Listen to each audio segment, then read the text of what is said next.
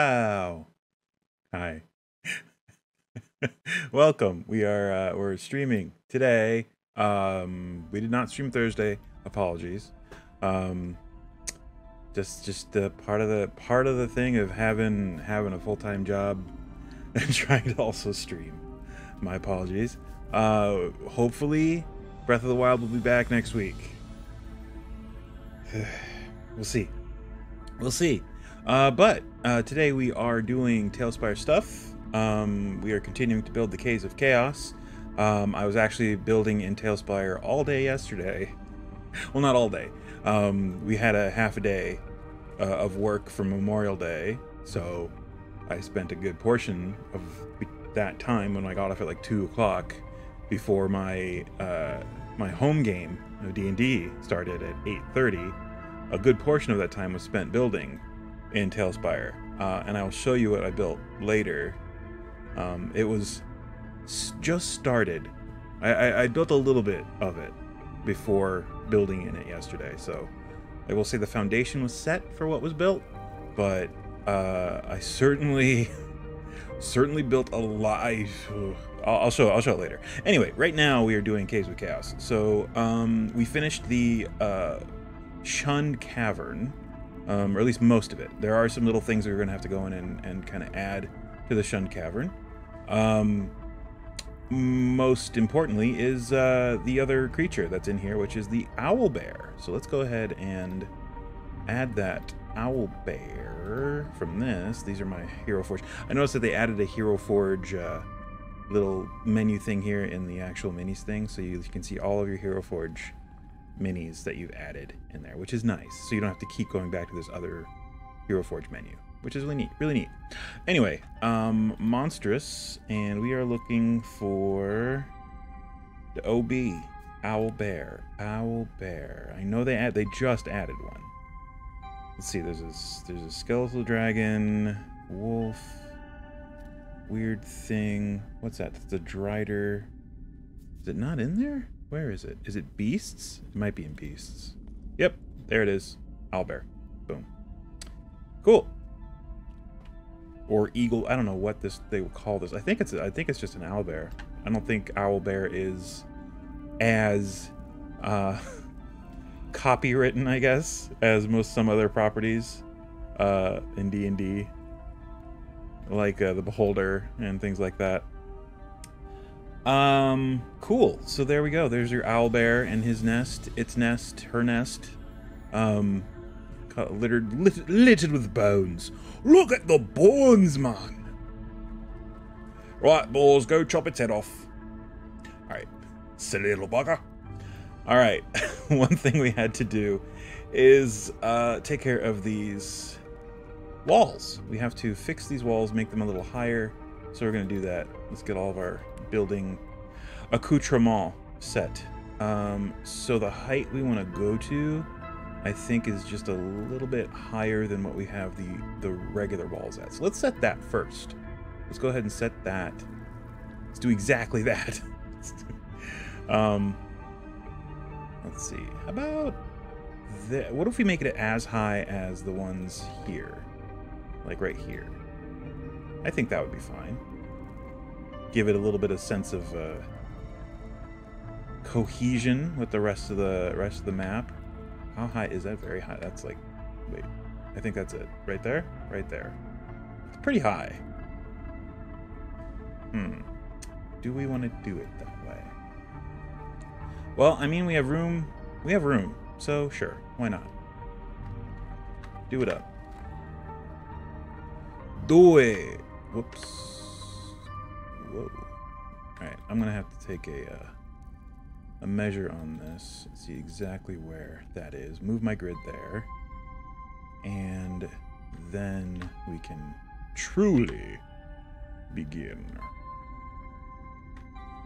Right there, huh? Okay, so down half a step. Boop. There. Okay. Now we should not move the grid. We just have to copy these tiles. Oh, you know what? This is going to prove slightly problematic. Well, not really. We're probably going to have to use three wall sections to to get it to where we want it. Because right now we are stacking. There's no overlap. We're stacking right on top, one right on top of the other, and I think we're going down another half step. Oof. You know what? Let's. Do we want to keep it this way, or do we want to make it slightly shorter? Let's make it a little bit shorter. Sorry, we're going back on this. Just because of the I don't want to have to use three wall tiles to meet the height when it's just half a step off. Step off. Is that looks about where we are? Okay. So let's copy this. Make sure the clipping is on. Cool. Yep, that is exactly where we are. And drop that one in there. And one of these. And it just flipped around. It is. The other thing we have to do is we have to move all these stalactites and stalagmites, which is going to be a pain in the ass. A huge pain in the ass. But whatever. What is this? Oh, I see what it is now. Okay, cool. When in doubt, copy. Whoa. Not what I wanted. That's okay, good. We're still good. Alright.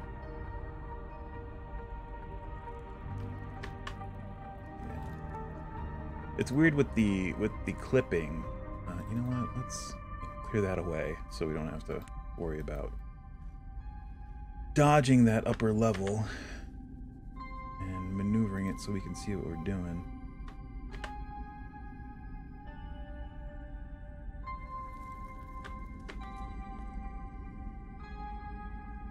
So 2 nights ago, not last night, but the night before, the wife and I, such a weird phrase, the wife and I watched the first 3 Star Wars. Not the first ones that in our timeline, the first 3 in the Star Wars universe timeline, episodes 1, 2, and 3.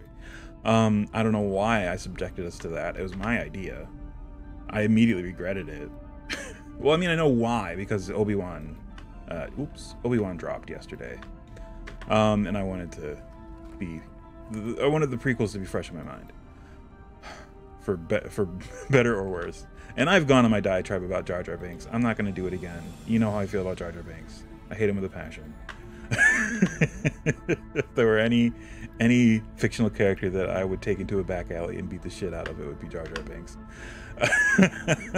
And I'm not a violent man. Anyway. Yeah, I mean, the one thing I did notice, I don't know why, there's way too much time in the first movie devoted to Jar Jar. Like, it's too much. Too much. It's just like, why? You didn't want to write anything? So you're like, comic relief, does a thing. Okay, move on. All right. Anyway, enough about Jar Jar. But yeah, we watched the first 3, and you know, they're not like the first one's arguably kind of bad. The second 2 are they're not too bad. They're still but they're not horrible. In my opinion. I mean, I'm sure some people love those movies, and you know what? Good for you. You found joy in something, and that's to be celebrated. No, I'm not gonna naysay your. I'm not gonna yuck your yum. There you go. That's the easy way to say that. So yeah. And we did watch Obi-Wan last night, and I gotta say, seeing the creatures on Tatooine, that the weird camel-like creatures, rendered in a way that actually makes them look like they're part of the world and not a 3D cartoon, a 3D rendered cartoon creature. Was actually pretty cool. And the Obi-Wan, I'm not going to give any spoilers. I liked it okay. Yeah, I mean, I wasn't like, oh, this is amazing, but I liked it okay. I'm not going to give any spoilers or anything. It didn't blow my mind and really draw me in like The Mandalorian. I thought it was cool the way they did some things. I thought it was neat. Some of the things I felt more like, oh, come on. I think it maybe only happened once or twice, but overall it was good. But yeah, the first 2 episodes are up on the Diz Plus. The cool people call it Diz Plus. They don't. Alright, coming along okay. I gotta move these. Well, actually, it's much easier now. Used to be, in pre-Chimera build, we would have to delete these and then move our grid and then place them where we wanted at the new height. Before, or actually no, I think this edition was before Chimera, wasn't it? Maybe it wasn't. Man, it's been so long. It feels like forever ago. I can't imagine a world without this functionality. I don't want to be alive then. But sir, you were alive then. Oh my god!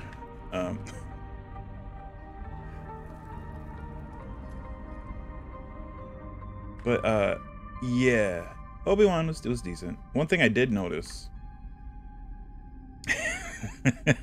Having his name spelt out like that in big title letters for the beginning of the show. It's like, oh, his name is actually, there's Obi twice. I never noticed that before. And it's actually Obi-Wankin Obi. If you wanted to pronounce it weird. So your name is Obi-Wankin Obi. No. First of all, it's Ben.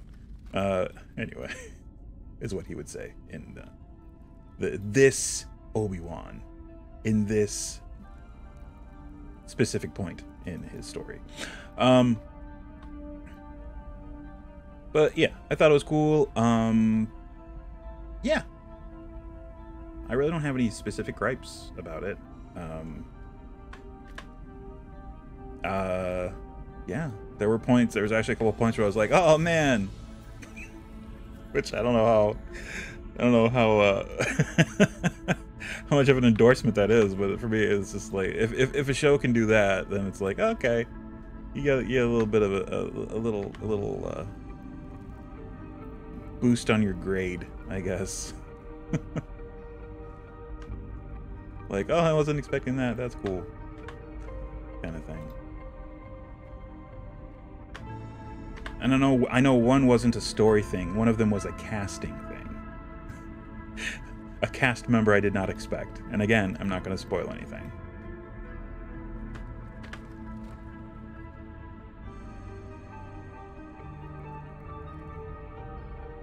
Do do do do do do do.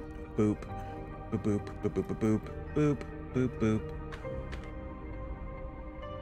Did I just sing the Mandalorian theme song and beeps and doots? I don't know. I don't know what I'm doing.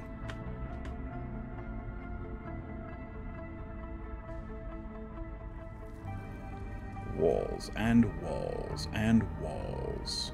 Yeah, that's basically that. Cool. And then one of these right there, and then another one of these. Brought her, and then there's a gap filler wall right there, and then there's another diagonal slanty, and then another diagonal there. It goes that way. There you go. I think that's fine. Weird. Oh, I see. It's one of these. That's why it looks weird. And a corner piece. And another diagonal slanty. I really should have done this between the streams. This is just going over what we did before. This is just literally retracing. But you know what? It's fine. We only have a third of it left to go. It's fine.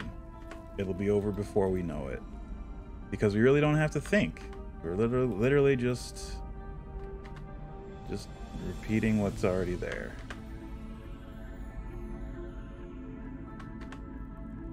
We did all the thinking last week. So that today me doesn't have to do it.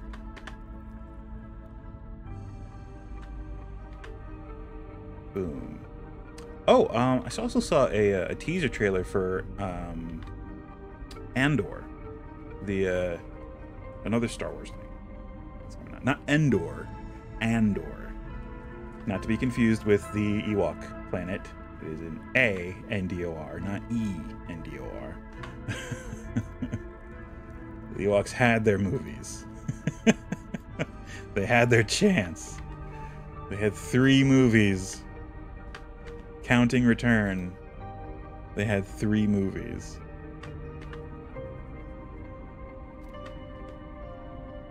I'm medium on Ewoks. I would be completely fine if they were not part of the Star Wars universe. They're cute, sure. They're marketable. That's probably the reason that they were created. And I know lots of people like their Ewoks are their whole reason for liking Star Wars. That's fine. I'm medium. I don't dislike them. I recognize them for what they are, which kind of maybe colors my opinion of them a little bit, negatively. But it's not to the point where I'm like, oh, friggin' hate them. No, they're fine.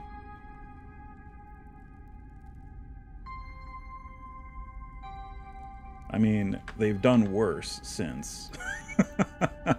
That following that formula. I mean, you could look at it as a catalyst that basically spawned forth decades of Star Wars marketing and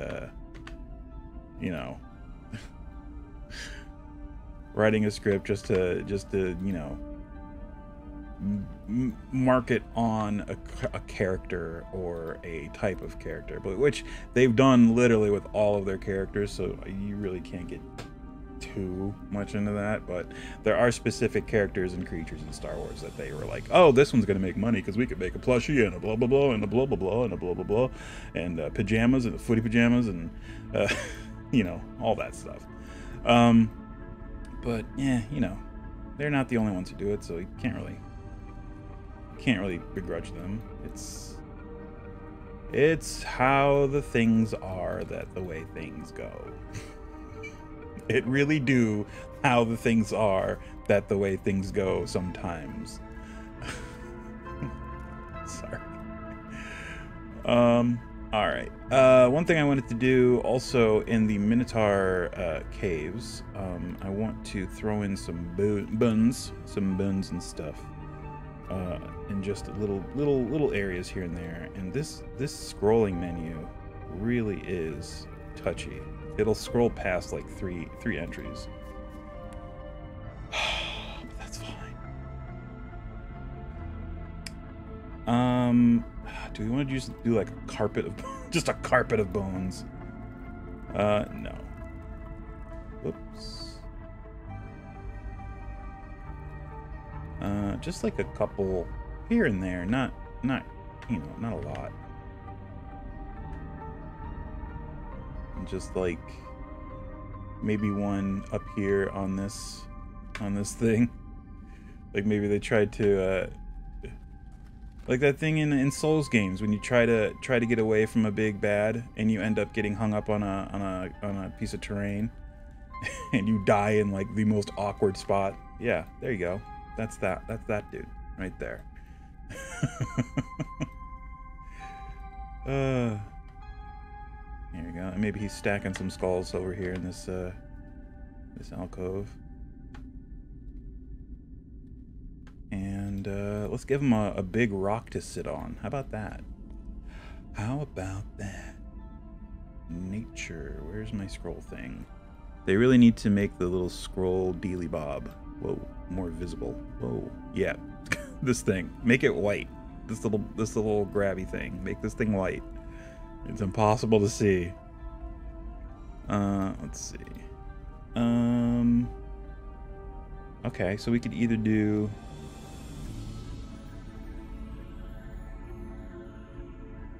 We could do like a flat kind of rock that he'd sit on. Yeah, I guess that's fine. That works. We'll just do something like this. But it doesn't match any of the other... Oh, I know. Derpus. We'll use one of these. That's too big. Yeah, that'll work. Yeah, just give him one of these. He just, like, sits on this. We'll put it right there. Maybe rotate it a little bit. There we go.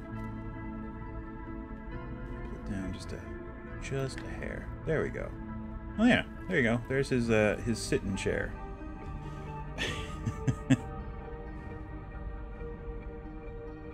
His sitting and thinking stump.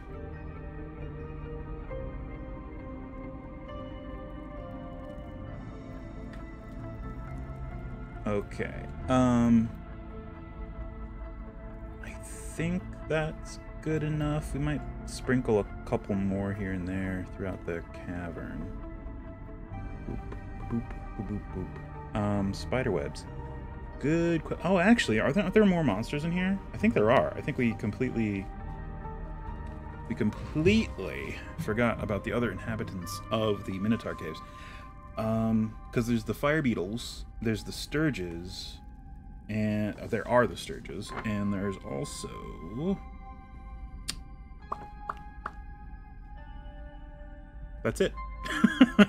The Minotaur. There's sturges, fire beetles. In 2 locations there are fire beetles. And then there's the Minotaur. Okay. 13 sturges. Alright. Sounds like a lot. But you know what? Whatever. Bones. Looking for bones. Oh, you know you go looking for bones. Okay.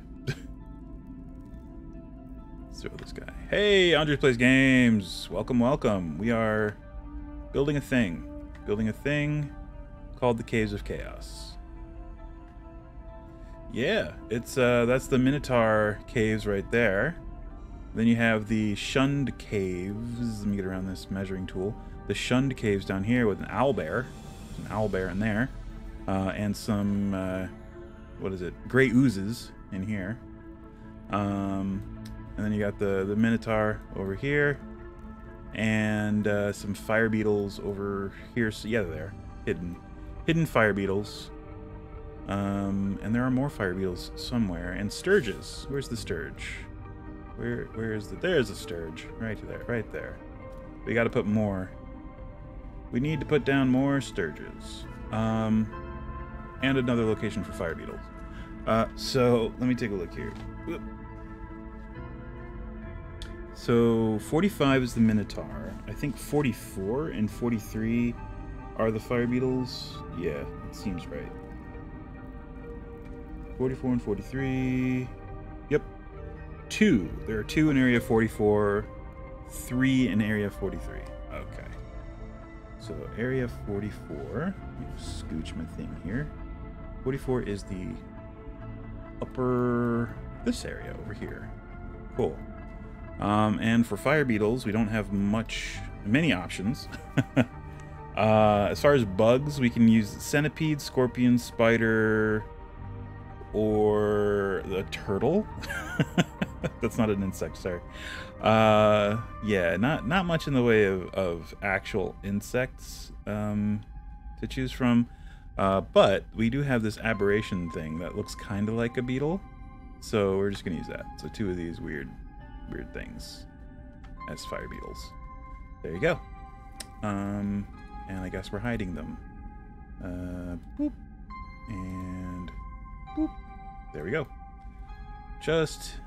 Actually, do we need to? We don't really have to hide them. Let's reveal them. It's not like we're actually going to be running a game in here. Reveal. Reveal. There we go. Okay. Fire beetles are all visible now, so we know where they are. And we got, oh, I forgot I left Wade's in here.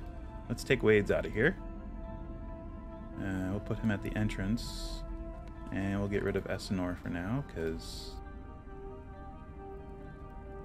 there we go. We only really need one little mascot mini in here at a time. Perfect. All right. Sturges. Sturges. Let's unhide the Sturge. Yeah, that's another one that's not really copywritten. It's actually labeled Sturge. Like the owlbear. But then when you get into like the aberrations, they have this weird ass thing that's obviously supposed to be kind of a beholder, but it's not. And this thing, which is obviously a grell, but it's not named grell. And a mind flayer, which again, they cannot call it a mind flayer. I don't know. Oh, that thing's creepy. Is wizards just very protective of their aberrations? Maybe that's it. Maybe that's the whole thing. It's just the aberrations. Anything else is fair game. Rust monsters? Sure. Yeah, totally. This is not a mind flayer. It only has one tentacle. It doesn't have feet. It clearly has a bunch of tentacles underneath the robe there. And yeah, yeah.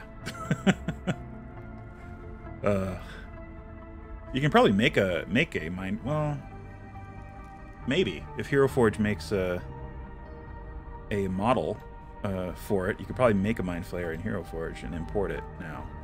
What are we looking for? We're looking for, is it monstrous? I think I said would be monstrous, wouldn't it? There they are. Yeah, there are a bunch of Sturges in here. Let's see, that's 2, 3, 4, 5, 6, 7, 8, 9, 10, 11. There are 11, and they're all flying. Fly. Fly. Fly. Fly. Fly. Fly. And did I miss any? Yes, I did. Fly. Alright, cool. It's a bunch of Sturges. 3, 6, 9. I'm missing 2. Hold up. Oh, there's one. I see him now. And this guy. There we go. Okay, cool. There. All the Sturges. Fun. Fun times. What's the Sturge attack again? To attack, then a d4 per turn. I think so. Here, let's see. I got a window up here. We can just make a tab into here. Or we can just go in there. That's fine. Sturge. Sturge. In here, just so people can see what we're doing. Hopefully that did. It did. Good. Sturge. Boom. Sturge. Yeah, blood drain. +5 to hit. 5-foot reach, 1 creature, 5 points of damage, d4 +3. That's much more than I would have thought. I would have thought 1 point of damage. And attaches to the target. While attached, it doesn't attack. Instead, at the start of each of the Sturge's turn, the target loses a d4 +3 hit points due to blood loss. It can detach itself by spending 5 feet of its movement. It does so after it drains 10 hit points of blood from the creature, or the target dies. A creature, including the target, can use its action to detach the Sturge. No check required. Just an action. You just do it. You just spend your action, because again, action economy. You want to be spending your actions like dollars, apparently. It costs you a whole $1 to detach the Sturge. And I had Hero Forge up because I was gonna do a thing, do a build in a bit, but I don't know if that's still gonna happen. But well, we'll see. Maybe, perhaps. Anyway, back to this. So we've more or less completed the Shunned Cavern. Where do we go now? Where to next? We could. That is most. Oh, we could go all the way around to caves D and E. E is another natural cavern, but it's very small. It's way smaller than the 2 we just did. But it's connected to the network of caves that is D. And these are both on the first level. So maybe I'd have to really map out and measure and to find where these are, because they're like way over near the beginning of the entrance of this ravine. So we really need to let's see. Let's take an aerial view here.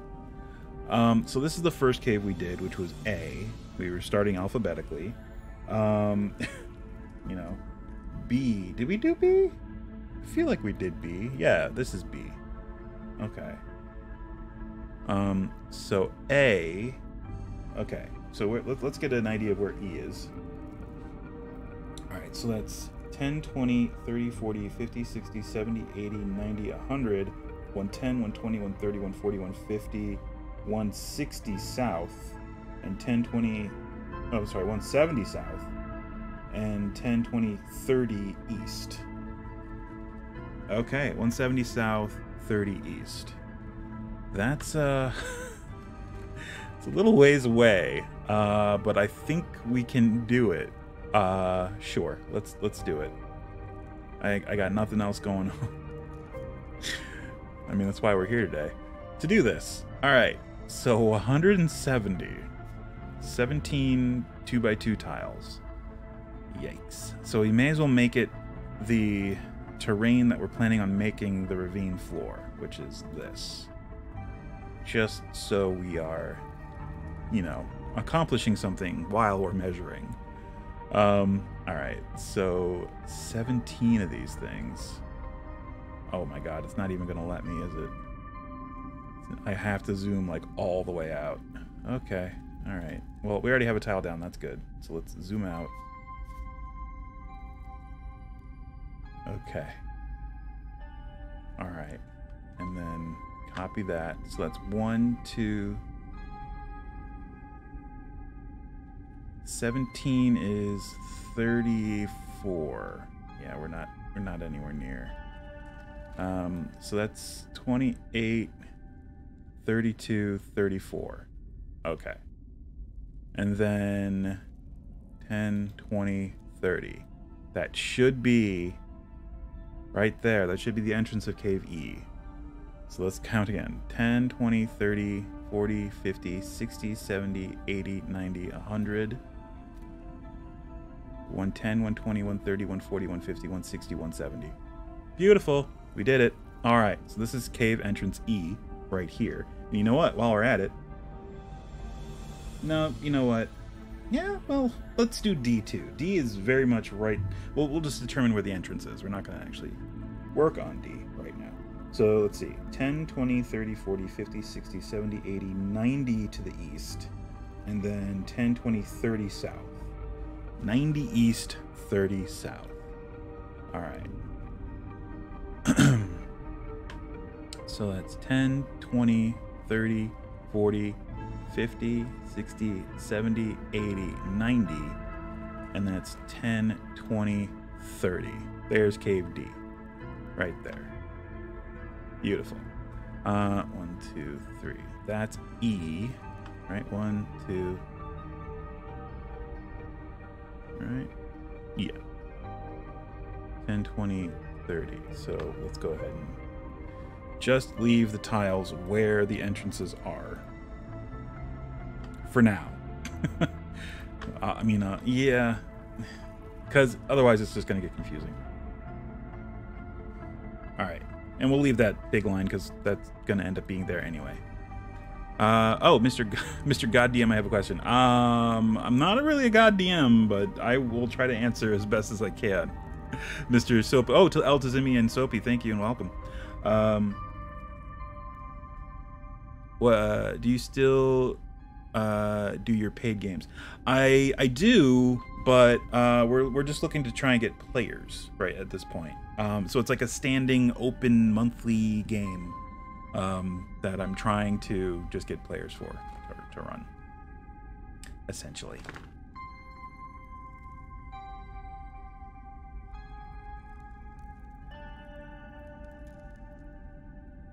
Yep, it is a once a month. That's just the open public game. I do also do private games.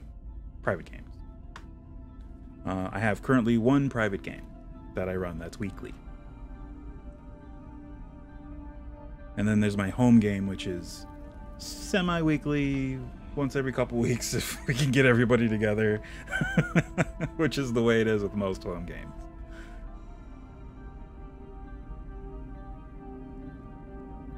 Let's see here. All right, so Cave E. Cave E. Let me get it in my view here. There's a massive tree outside of K-E. K-E? Cave E.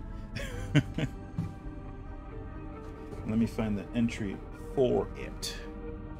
Buddy and I have been trying to play with new people to get experience to different players' gaming styles. Oh, cool. Yeah, I mean, I mean, the monthly game is always a potentiality. It's just if I have to get up enough interest. Seat and or do I have? Yeah, I mean, as far as I know, we have many openings on the table, and it's $8 for a ticket, essentially. And if you are interested, yeah, the tickets aren't up yet. See, that's the thing. I have to get interest, and then I'll make the event, and then the tickets will be available. So it's kind of messed up. But I'll reach out to see if any of my regulars are good, and if you let me know which month works for you. If June works, cool, and I'll reach out to the regulars and see if they're available for a time in June. And because we have potentially three other regulars who play, but it's been a while, so I don't know if their schedules have changed or anything like that. So yeah, it's all kind of up in the air. But yeah, we're just looking to get players, essentially. Ogre Cave. This is E, the Ogre Cave. Persons entering this place will notice a strong sour odor, and then notice what appears to be a huge bear sprawled asleep in the southwestern part of the cave. This is nothing more than the skin of a huge bear which the ogre killed and uses as a bed. Depending on the time or day, I would love to try it out. Oh, sure. We were typically doing it on Tuesday, either the second Tuesday or like the second to last Tuesday. So one of the Tuesdays in the middle of the month.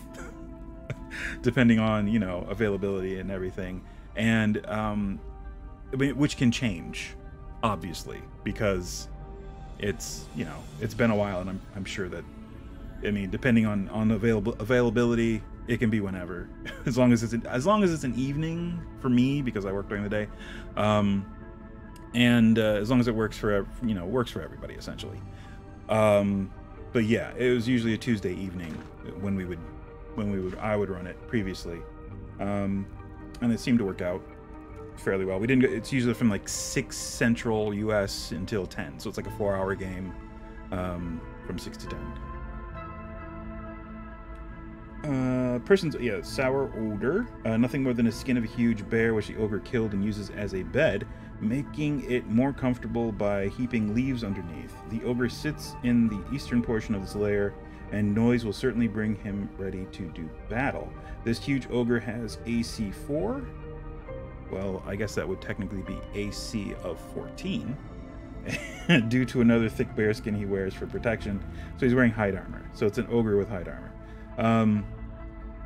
Wears protection. He strikes opponents for 3d6. Oh no, I'm sorry, 3d4. It's a d10 plus 2. Well, that's one way to do it. Or you could do 3d4 points of damage. The extra 2 points of damage is caused by his strength. Great. The ogre has grown wealthy by serving as a mercenary, generally on the side of the goblins and their occasional allies, the hobgoblins. Although he has been bought off by the orcs and gnolls from time to time, he will rush to aid the goblins when they toss him a sack of coins. If anyone offers him a greater fee, one that he can actually see and feel, it is 90% likely that he will simply take it and the goblin's money too, and return to his lair. So yeah, Soapy, go ahead if you want to reach out. If you want to shoot me any details, you can message me directly on Twitter or on my Instagram. I'm Dice Andrews. The things are up there. And when the tickets finally do become available, they'll be on Eventbrite under Dice Andrews as well. So yeah, hit me up either Twitter or Instagram with a message, with a direct message, and I'll shoot you the particulars if any further information is needed, or if you have any questions. Or you can ask them here too. That works too. Let's see. 22. The ogre sits here on top of a great leather bag. In this bag are 7 large sacks which contain a bunch of stuff. I'm not going to go through all of it. If intruders offer him a bribe of 20 or more gold piece value, the ogre will be 90% likely to allow them to leave unmolested. But if he catches them again, he will attempt to kill them, whatever they offers. Hidden under a heap of old bones in the southern portion of this cave are 6 +1 magic arrows, a potion of invisibility, and a magic scroll with 2 cleric spells, cure light wounds, and find traps. Cool. All right, this one's very simple. This is a very simple cave. It's basically got 2 chambers, and it's where the ogre. Oh, actually, also there's a secret. Is that area 22? Oh, that's weird. It doesn't say anything about the secret. Oh, I guess that's gonna be from area D. Right, from area 18, which is in D. Okay, so we'll find out about that. There is a secret door that connects E to D, but the description of that is in the description of the area D. So, starting out, this cave. It's going to be a large opening because an ogre lives here. Do we have any ogres? Are there ogres? Let me see. Oops, it's not ogres, dude. Monstrous. I know we have some giants. No, none of those are ogres. What do we have that's close to an ogre? I guess an orc? If we take an... Well, we could take an orc and make it big. Man, yeah, that's like the best we can do. We could do a troll. Let's see. Oh! Rust monsters. Yeah, the rust monsters are also not, apparently not, oh, Rust Eater. I'm sorry. Rust Eater. Alright, fair enough. It's just slightly different. Slightly different. Yeah, no ogres, huh? We got a troll. We have a shambling mound. Drider. Is this actually called a Drider? It is. So Driders are also are also fair game. Okay. Interesting. It's so weird. Some things are fine, some things aren't. Half demon? No. I might have to make one. Which I'm fine with. We can make an ogre. The best thing about the 3D digital Hero Forge minis that you get, it doesn't matter what size you make them; they're all $8. It's just $8, no matter what size it is. If it ends up being very large, it doesn't matter. It's just the 3D digital. It's still only $8. Oh, we can use this maybe. This flesh golem is kind of ogre-y. Nah, an aberration's not gonna have anything. Well, should we? Or would that be too? Would that be too much to go in and make our own ogre in Hero Forge? Let's use a. Tell you what. Let's use for now. Let's use a placeholder. We're gonna use this guy. We're gonna use this guy. We're gonna make him big. GM tools. There. There's our ogre. For now. That's fine. It might end up being the ogre, depending on whether or not we want to actually foot the bill and make our own. All right, so this is the actual entrance. This is the first step into the cavern. So we need to get back into build mode first of all, get our grid going, and put down some cavern walls, which means we actually can get rid of that because that is not going to be visible. All right, so back into here, into nature. What build is after the caves? Looks decently done so far. I mean, yeah, we've done a lot. There's still a lot to do. I would say we're not even 50%. Even after all this, we're not even 50% because we're still gonna we're gonna be doing the cavern walls and the floors and trees and vegetation, everything. So it's gonna be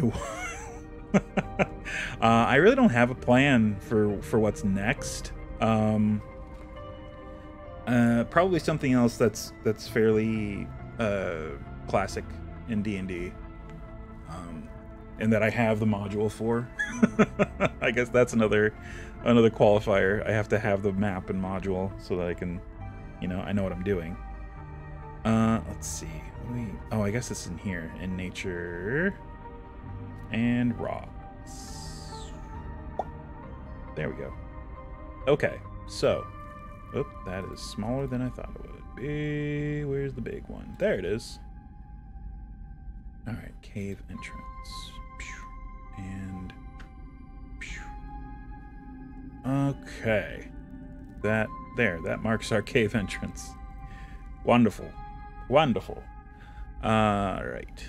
And this cave is another natural cave. I'm getting all these natural caverns out of the way because they are the hardest ones to do. Yeah, I mean, we're going to do the walls first, so let's just stay at that level. All right. So, let's take, how tall is this? Is this going to be tall enough? It looks like it. Cool. So we'll just do that and flip it. Do that. Sure. And given the height that we're seeing here, we're probably going to have to stack them. Just so it's tall enough to accommodate the big boy who lives here. I mean, he can duck to get in, sure. It's not going to be so small that he has to squeeze, which has combat mechanic implications. There we go. That'll do. And, well, we're going to have to... Whoops. Also, raise these a little bit. Rotate. Yeah, rotate. Rotate. Yeah, rotate. Yeah. All right. And... boom. Cool. All right. All right, cool. So that is the very first entrance place, and there it does kind of pinch inward a little bit. And for this next spot, we're going to transition to the cavern tiles. There we go. Oh, and they are also in my quick bar. I don't know why I did that, but you know what? It's good to have it up, just to in case. So, is that good, or do we want to... No, that'll be too much if we do it that way. Although, we could augment it with a little bit of this. Oh, it doesn't come over as far as I thought it would. Huh. Huh. This one?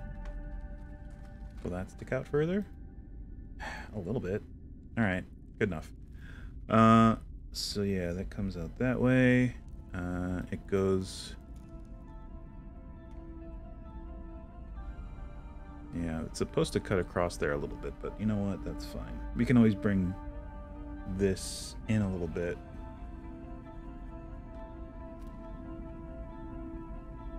Yeah, just like that. Yeah, actually. That'll work. And, cool. Alright. Take that, and then it goes that way for about 10 feet. Perfect. And then it cuts down. So do I want to do it this way? Yeah, it goes down. So let's do... Yeah, there we go. And it cuts down.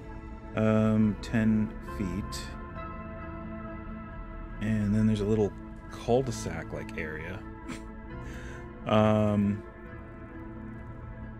I guess like that would be fine. Like 5 feet altogether. And then it comes back up. Like that. Yeah, okay. Like that. And then back down. And then straight across a little bit. And then up this way for about 10 feet. And all the while, I hit the wrong button. All the while this is going down this way. Okay, so like that, like that.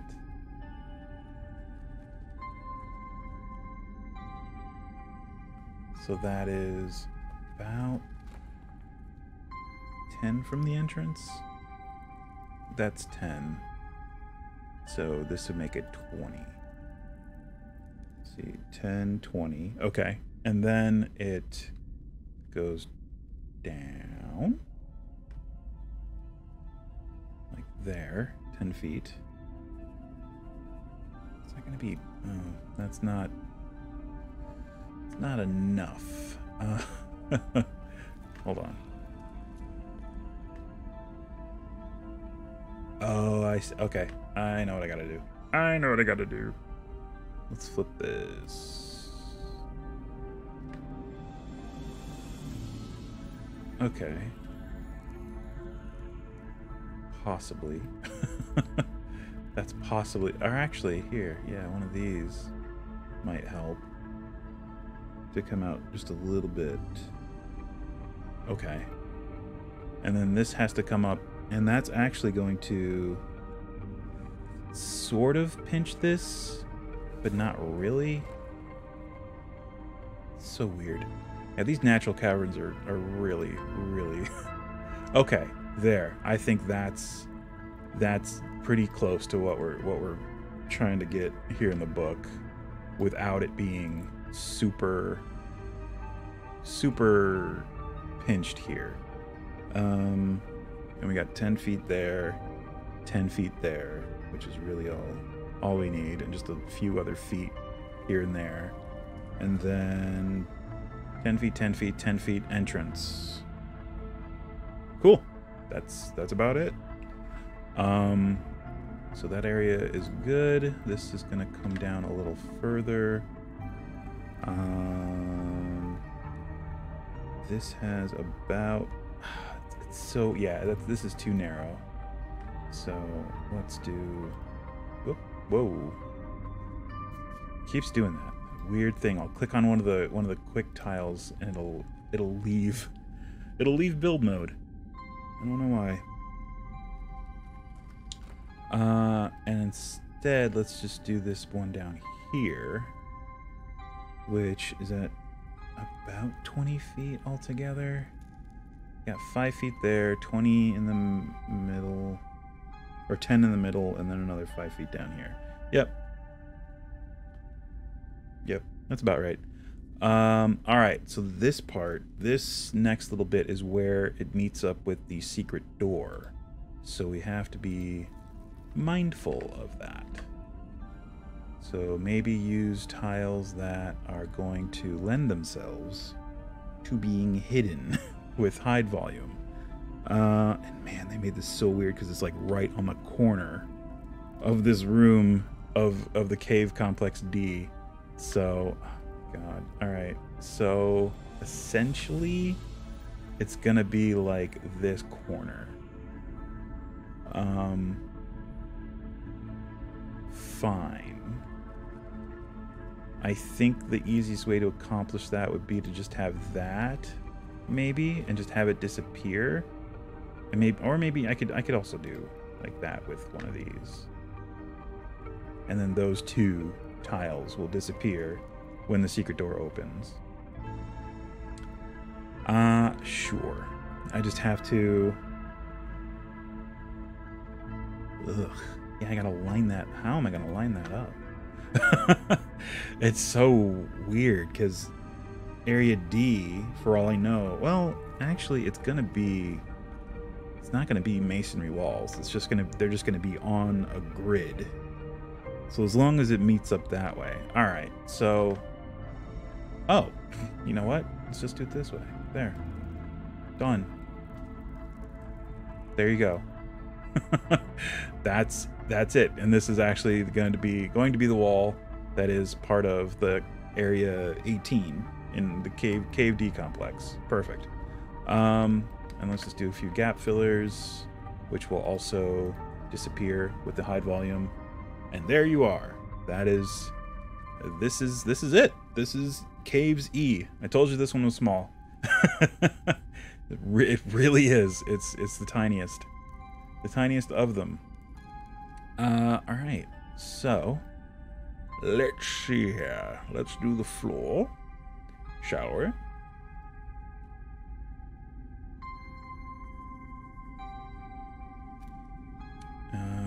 Do we want to do that, or do we want to do... Do we have one by one? Oh, we do. Yeah, we'll do these here. Boop and boop.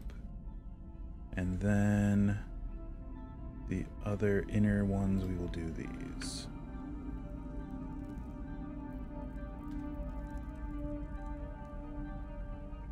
Which we determined last week, it's much easier just to do the 1x1s than trying to struggle doing the 1x2s and making them fit under these walls. Boop, boop, boop. And a boop, a boop, a boop, a boop, a boop, a boop. And...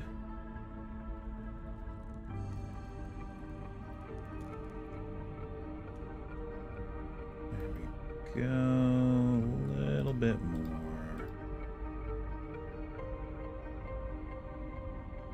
Cool. Alright. And with this, we can potentially do some elevation changes, especially considering this is the very bottom. This is the lowest level, and there are no pit traps here. I mean, not that it matters. So sure, why not? We can do this room like this, and then that gives us a little bit of leeway. So if we pull these down half a step.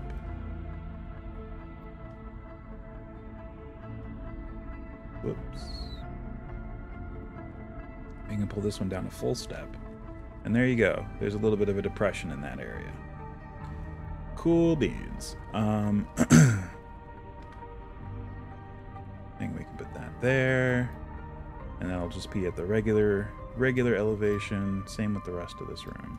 Just make it all normal. Let's see. Put that one there, and then whoops. Fill in the fill in the gaps. Boom. There's Cave E.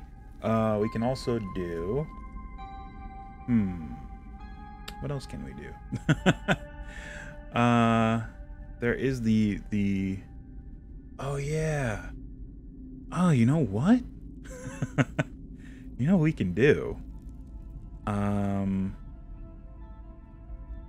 me see. Is it miscellaneous interior? I think it... Yep, there it is. Whoops. There's the bearskin rug. But, watch this. Boom! Now it's a mini.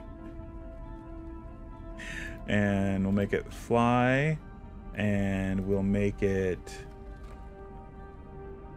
bigger. Whoa. Oh, it's already considered to be a 2x2.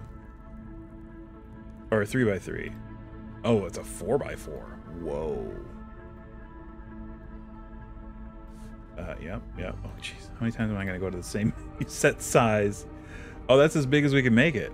Oh, no. Okay, well, never mind. We will just put it down.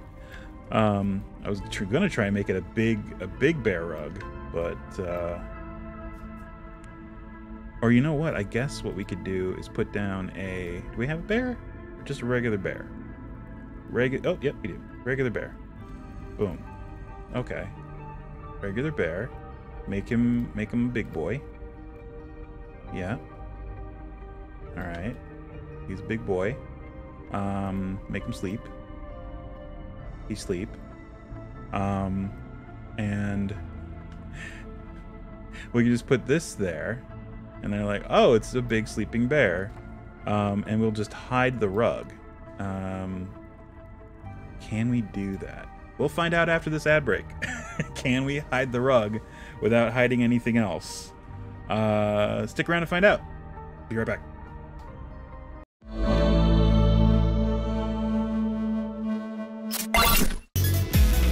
Boom. We're back, but my music didn't want to stop. Hey! Winamp. Hey, JTHC35, what's up? What's up? How's it going? Welcome. We are building Caves of Chaos. And we got bears, we got ogres, we got beats, we got Battlestar Galactica. Alright, so what we were gonna try and figure out is if we could hide this bearskin rug without hiding anything else. So, we go into DM view and into hide volumes, and we're gonna try and hide just the bar skin rug. Oops, we accidentally hid one of the wall tiles. Whoa. That's fine. Whoa, why is it being weird? Can I just... No, I can't just move it, can I? Oh, I'm looking for... Nope, I'm looking for that little handle. Yep, that handle right there. There we go. Boom. Okay, we got it. We're good. Alright, so now we have just the bearskin rug hidden. So if the players come into the cave, they'll see a giant bear sleeping, by all appearances. If they make their perception check, then you can be like, oh, yeah, it's not a bear. It's actually, whoops. Show hide volumes? Edit hide, okay. There's got to be an easier way to do that. It's just a bearskin rug. Which, it's like, well, how did I confuse that for that? It's like suspension of disbelief, dude. I only have so many tiles. All right. So there we go. We did it. Oh, we'll have to set things back to the way they were. Oh, I'm in build mode. There we go. Now I can reveal and go in, hide volume, toggle visibility. There we go. Okay. So we're back to the setup. So, is there anything else of interest? Oh, there was a big bag in the ogre's lair. I'm also gonna assume that there's just a bunch of filth. Ogres, probably also we should take a look at ogres here. They have dark vision. That's good. Their base AC, and actually their armor class is with hide armor is 11. So There's probably going to be some other contributing factor if they want his armor class to be 4, which would be 14 in 5th edition D&D. Yeah, 60 hit points ish. That's not bad. That's average. You could max it out and give him 91 hit points if you wanted to be a jerk GM, which I sometimes do if my group's like, yeah, these guys are pretty powerful.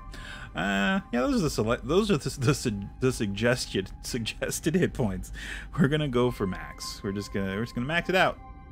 And it's rarely an issue. That, if anything, it's like a non-issue. It's like, yeah, it takes a little longer to kill them, but they still do it. And decent attacks. And my cat, I don't know if you can hear that in the back. My cat is going crazy. She just got fed, so she's all amped up. Hey. Hey. Psst. Hey. Yes, you. What are you doing? I don't know if the mic is picking that up at all. What are you doing?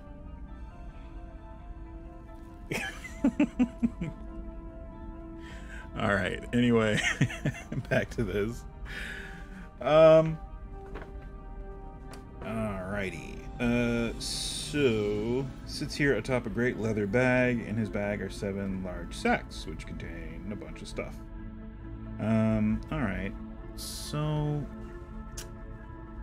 he's got a big leather bag. Do we have anything that looks like a big leather bag here in TaleSpire? Unlikely. It would be in props. Actually, maybe. I guess if it's anything, it would be in a miscellaneous interior. All the way to household. See what we got. We got big pillows. Certainly not a big sack. We do actually have a sack. It's not that large. Look at the sack on this MFer. He's got some MFing stones, this one. Anyway. Containers. Yeah, here we go. We'll just do we'll just put a bunch of sacks in here. How about that? We'll just fill this with a bunch of just this stuff. There we go.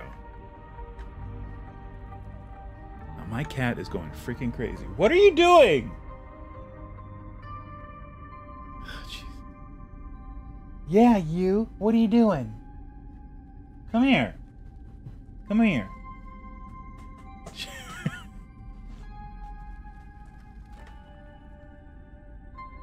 Stop freaking out. Hey, come here.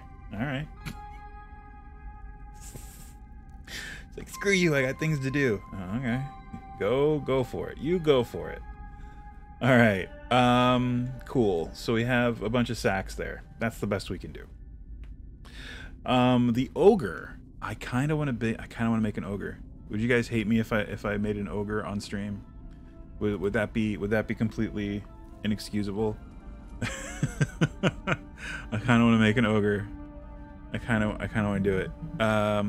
Let's do it.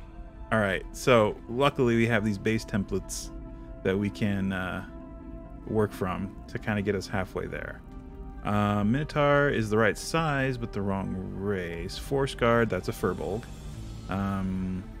Close. Let's see. Half giant. That'll actually get us, I think, closest because they're already extra large. Oh, orc. Perfect. That'll actually do most of the work for us. We'll pick orc. Male orc. It's already pretty ogre-ish. We can go to body. Is it pose? Advanced. No, not that. Body. I guess we want him to be menacing. Kind of. Oh, I'm trying to do the TaleSpire controls in Hero Forge, and that's not how it works. It's got me all turned around backwards. All right. Anyway, let's see. What kind of pose? I feel like a lot of these are Elden Ring poses. What if we just do the ring pose? See, this one's enlightenment, isn't it? Or erudition, whichever that one is. This one, which I feel is the one we used for the our bugbear, kind of. Yeah, it is. It's 100%. Oh, there we go. Is there like a more haunched? There is definitely a haunched one. This one. Yeah, that'll do. We want them to be kind of haunched. Haunchedish. Pose. I feel like there was a measure. That's what we're looking for. We want his waist, his belly. That's what we want. Waist. Muscularity. When I think of ogres, well, let's take a look at the ogre. Yeah, I guess they're muscly. They're muscly and they got a pot belly, so we'll do that. Booty. We can give him booty. I think we're fine. Posture. No, he's got bad posture. Lower. They got really kind of spindly legs, kind of. I guess relatively spindly, so we can take that down to about half. What is this? Oh. What is that? What? Oh, it's the extra stuff. I see. Oh yeah, we want him to be. Oh, I guess he's haunched. He's hunched down. I guess if we change his pose. Oh, I'm not logged in. Oh shoot. That's gonna cause problems. Here, let me do that real quick. We'll come out of that, and I'll log in real quick. I don't want to share my login info with everybody. I am already registered. Okay. Well, everything was kind of hidden anyway, but back to this. So let's go to, let's go back to pose and put him back into, let's just take this off so that, or not. Just stand up regular, please. Thank you. All right. And so now we can get, oh, I guess he does have a kind of a belly there. It looks real awkward. That's fine. Let me see. Upper scale. Oh. Okay. And then height. I wanna see. Okay, so we can take him down a little bit. He would be as tall as the Minotaur, about. Cool. Actually, ogres. They are large. I guess he'd be that big, wouldn't he? Yeah. All right. Cool. Let's see. Do we have any other choices for heads that are creepier? That's very feral. If you look at the face, it's a very feral face with an almost canine-like nose. Like that? Almost? Oh, that just looks weird. I don't know about that. That. Oh, actually, this is the same kind of face I think we used for our bugbear, which is fine. He already looks different, so I'm not too concerned. Cool. Actually, I'm fine with that. Teeth. I guess it would be more this. Or not. I guess we do want that. Can we make the teeth bigger? Because he's got big teeth. This might not work out, honestly. But we're going to try. Wait. Jeez. Clothing. What does he have? Oh, I guess chest. This. Yeah, I mean, that's all the... Well, yeah, Ogre doesn't have anything on his chest. I guess we just select it again. It'll just take it off. Yeah. So, it looks a little... Okay. It looks a little weird. Under, over. Oh, and neck. Oh, there are neck things. I was looking for these last time and I couldn't find them. Oh well. Let's try...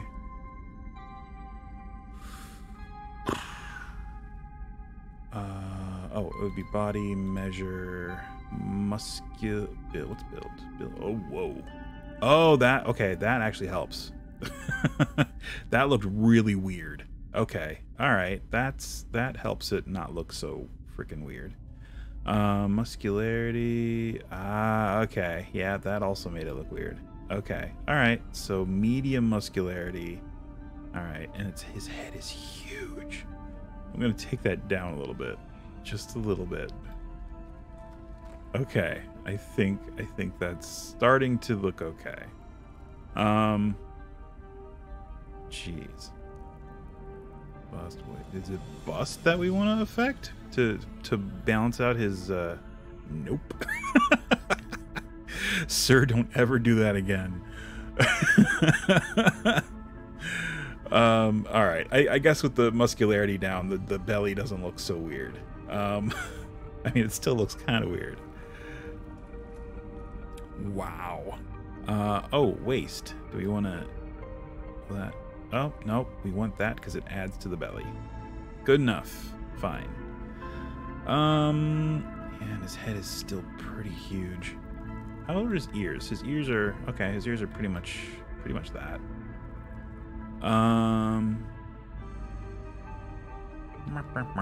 Wings? No. All right. So clothing, legs. He basically has this, right? He's got his diaper, more or less. So we're gonna give him a bearskin like cloak, I guess, which would be for his back, shoulders. Or is it gear? It's gear back. There it is. One of these, and it's flowing in the wind. And I guess go to clothing, shoulders. Is there a bear head that we can put on here? I know there's a wolf head, but is there a bear head? There's wolf. Dragon, no. Well, you know what? We'll do wolf. We'll do wolf on one side. Just the way we did it on our dragonkin that we just did. And then, what is it? Chest, neck. What do we want to put here? What are those? No. No, not that. How about...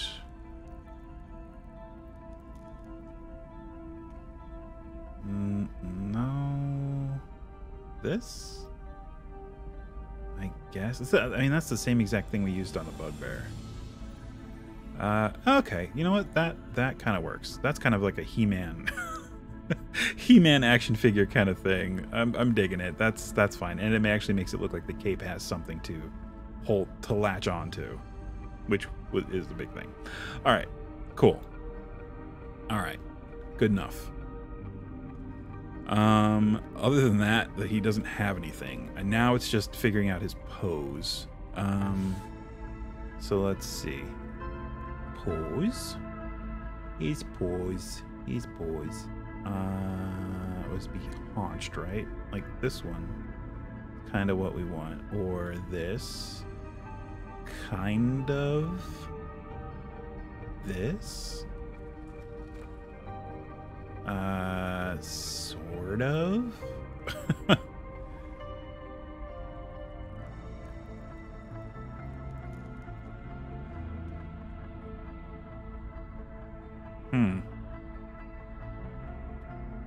Yeah, I mean...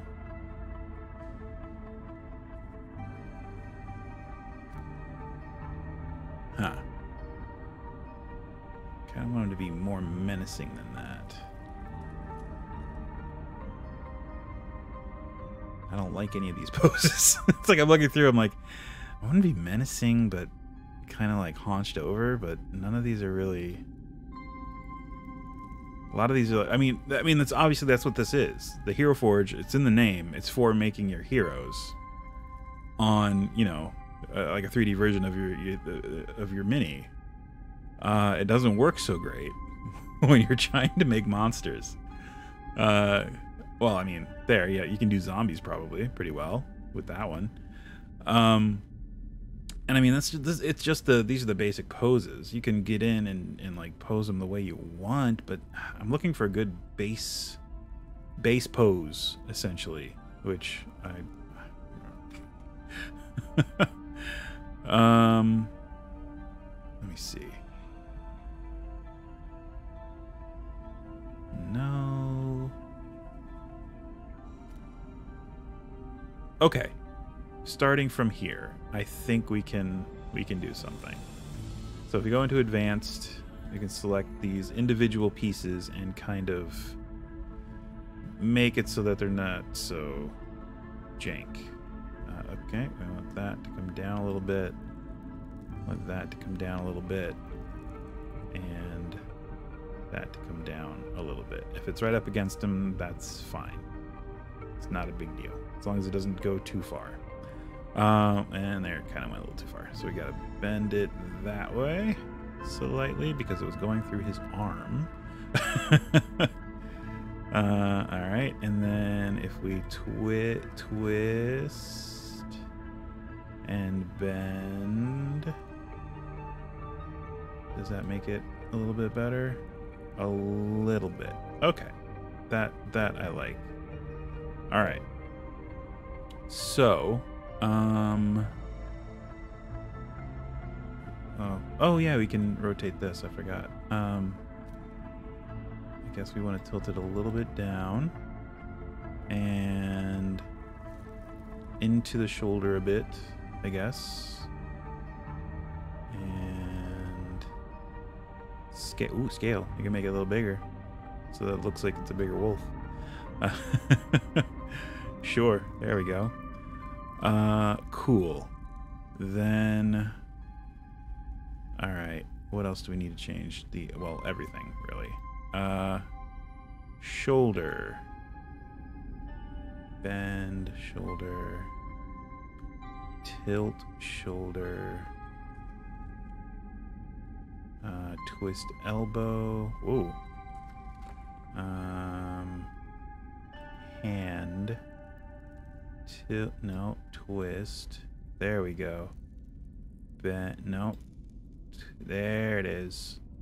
So I'm trying to get it so that he looks like he has his club up over his shoulder, essentially. All right. And let's see. He's going to be doing this and down and twist a little bit.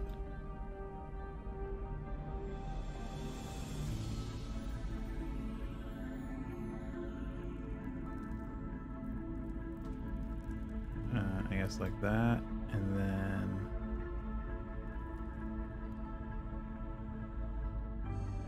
cool.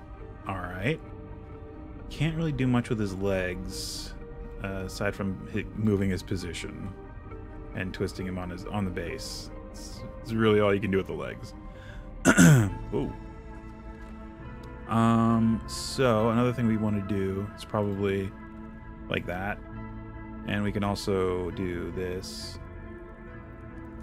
so that he's yelling, you know, like ogres do. He's not pleased with people intruding in his cave his chaotic caves of chaos. And in the entry they have a great club, so let's give him a great club. Why not? And we'll put a sack of coins in his other hand, which is really, really far behind him. We're probably gonna have to move that arm. It looks very unnatural, right there. All right. Hands. I don't know what to do with my hands. Blunt weapon. Ooh. Futuristic spike ball mace. All right. Well, how about just a twisted wooden club?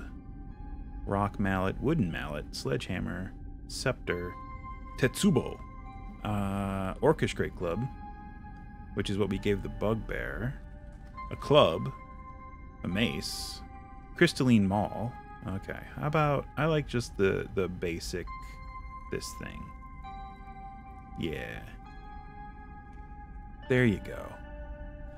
And once we have that, we can actually adjust the position of the club. We can actually... Oh. I guess not. We can do that.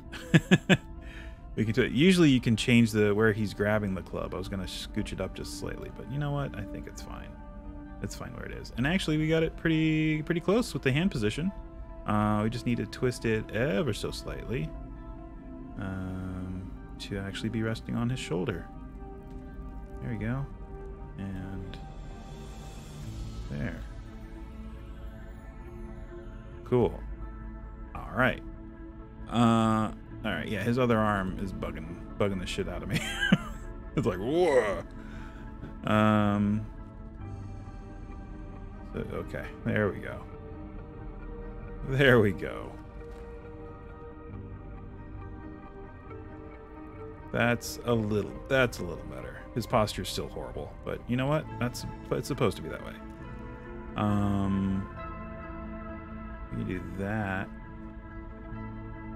There we go. Okay. I feel better about that now. Cool. His belly still looks so weird. Let's see here. What else do we want to do with this big boy? That's big boy. Guess that's good. Oh, his hair. They're completely bald, aren't they? Yeah. They certainly are. So head, hair.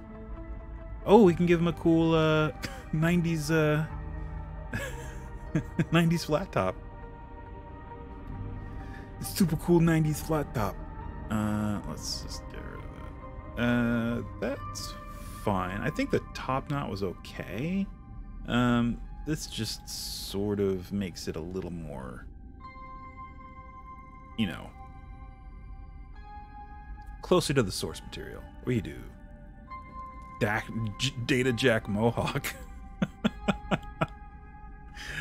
Oh boy. Yeah, I think we're good. I think we're good with no hair. I think, or we can give him a Yondu Mohawk. Did you? Yeah, they got the Yondu Mohawk thing in here, sort of. I mean, that's very Yondu Mohawk. Tech Hawk. Oh, okay, sure. Cool. So that's more like, he looks like a mad Professor X. like a mad, jeez. Yeah, I'm not sure about, well, you know what? Compared to what we have, compared to what we're using as a proxy, which is the frickin' Flesh Golem, I think I'm okay with this. Am I $8 worth of okay with it? Yeah, sure. Hey, I suppose. We can maybe throw some stuff on his arms so it's not so completely... He's not so completely bare. What do we... clothing... here we go. Gloves, right? And it's just going to be basic, like, wraps. What are these? Arm wrapping. Sure, I like that. Cloth hand wraps. Maybe. I love it when my players don't ask specifically how something is spelled / written. Oh yeah. My players do that all the time. Like I'll see their notes because they do all some of their notes on Discord, and I'll see them writing down the thing. I'm like, whoa, that's way off. Took them ages to figure out why the calculator they got would only work on both lines. Nice. Oh, driftwood gauntlets. Those are kind of neat. I like those. Hammered metal seaweed wraps. What is this, a spa? Why is this a freaking spa? What you do with seaweed wraps? Yeah, I like the driftwood bracers. Let's do that. Those are neat. I like those. Legs. Anything. Maybe wraps. Like a wrap. Like a rip rock, or a Rick roll? We could do a Rick roll. Ready? Everyone ready? You gotta be ready.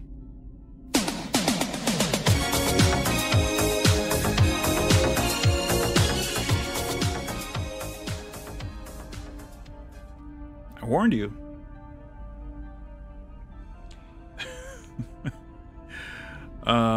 Let's see. Oh! I like that better. Oh, and it matches this. It matches what he's wearing on top. Perfect. There we go. Oh, is there a thing for? Oh, feet. That's what I'm looking for. Not usually though. Normally, I don't really look for feet. Druid foot thing. No.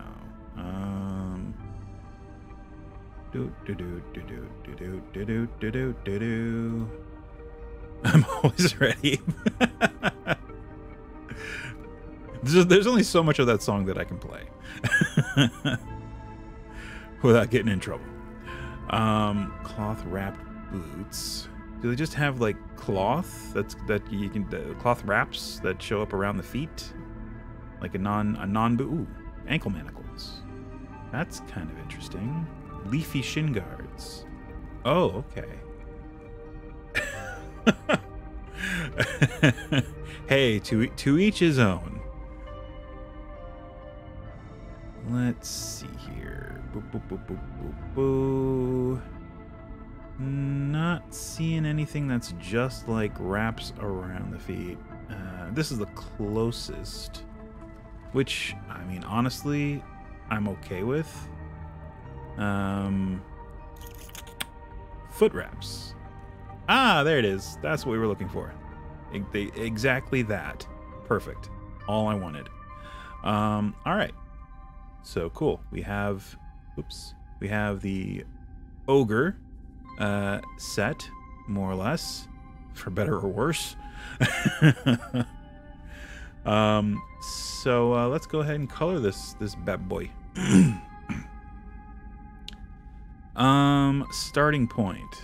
Yeah, none of those are really what we're looking for. No, I'm just gonna go ahead and make choose my own paints here. Thanks.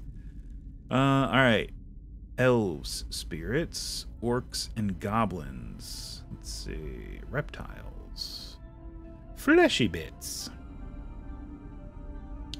I guess we're leaning more toward like a yellow jaundiced kind of, because that's kind of what it looks like here.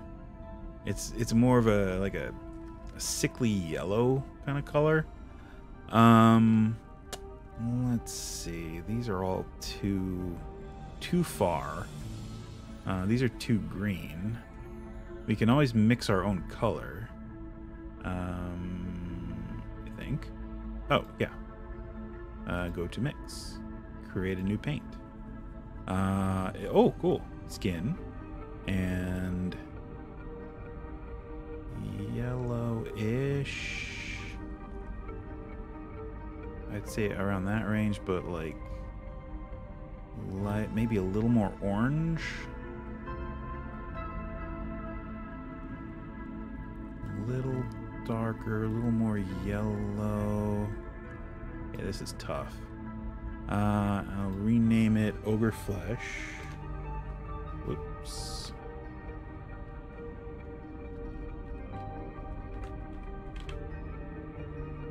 Accept. Let's see. Definitely want it more. Yeah. Oh, we had it. right about there, I think. Yeah, alright. Cool. Oh, interesting. So that's the mid, the low is that, the high, that. Perfect, it does it for you. Save to paint library. Did it do it? I think it did. Hopefully it did. I clicked on it and it didn't do anything. Alright. Cool. So hopefully we go into paints. Ah, cool. My library. Cool. We'll do Ogre Flesh. And it should. Yeah, actually that's pretty good.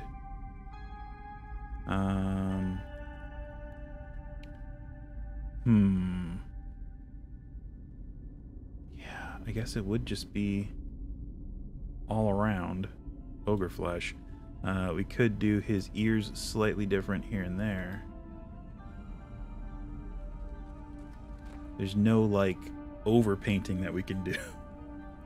So it's just gonna be that. Alright, so metal. We want weathered metal, kind of this, I guess, for these part. Oh yeah, that looks actually really cool.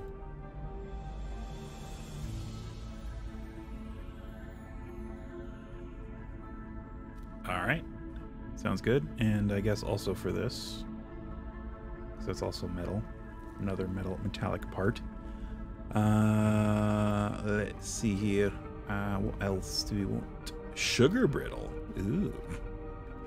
Use that for the leather part there, and then a lighter one, sunshine bright. That looks pretty good. Let me see. Medium. Yeah, that's this. It's still gonna be kind of flat. So let's see. Let's take a look at this. All right. So they get a little weird. Oh, body, torso, hands. They're gonna be a little weird. Okay, a little weird. No. That's too much. Do they have anything? I don't think they do. Claude Robotic. They don't have anything like big. All right. But I mean, he's got 5 fingers on each hand. It's just, ugh. All right. Disappointed. Let's see.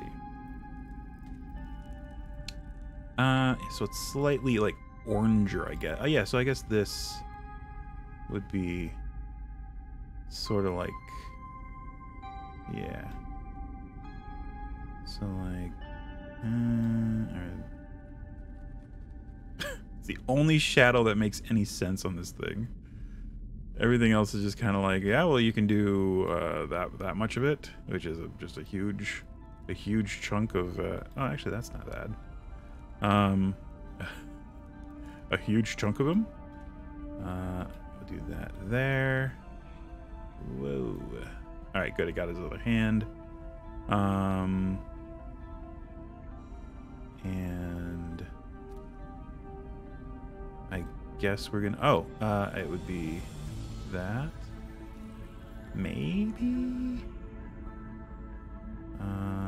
Or this snoot. It's called snoot. Wow. Okay. You can't do just the tip of his nose. It's his entire face. All right. Oops. And we did not mean to do that. There we go. Bone, teeth, yellow teeth. Boom. Let's see. Skin. Fleshy bits. Gums. Sure. Wait, what is this? Lips. Is that gonna work for this one? Yeah, it works well enough. Let me take, what is it? Okay, yeah, that's just straight up. That would just straight up be the, oh, actually, that's not bad. The color that I made. It actually fits pretty well. All right. Fair enough. I hate that you can't, like, change the feet to look more, like, nasty and clawed. Or, like, the feet and hands so that they're more, like, clawed. That would be really cool. Back to bone. Did I? How come it's not showing up, really? Alright, what about this? Alright, that's better. That's actually closer to what I'm looking for. Alright, and eyes. I'm assuming... Well, those are just, like, straight up crazy yellow eyes. So we can either do canine... I would say the canine yellow. Whoops. Probably either that, or we just do flat yellow. Whoa, that is not the color I thought it was gonna be. Whoa. Okay, I had more success with these in the past, but just yeah, we do. Nah, we're gonna do the eyeballs. Brown contracted irises, brown. Got it. Pupils, dilated pupils. That's the thing. Bird. What about bird? Oh, bird is creepy. What about feline?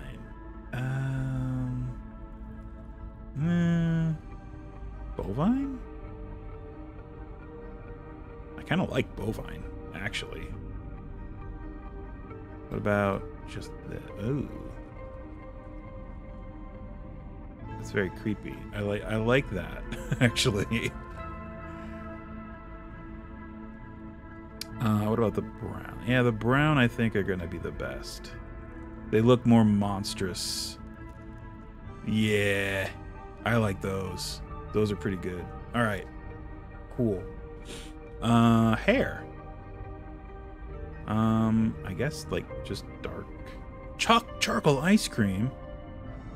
I guess it would be more of a walnut brunette.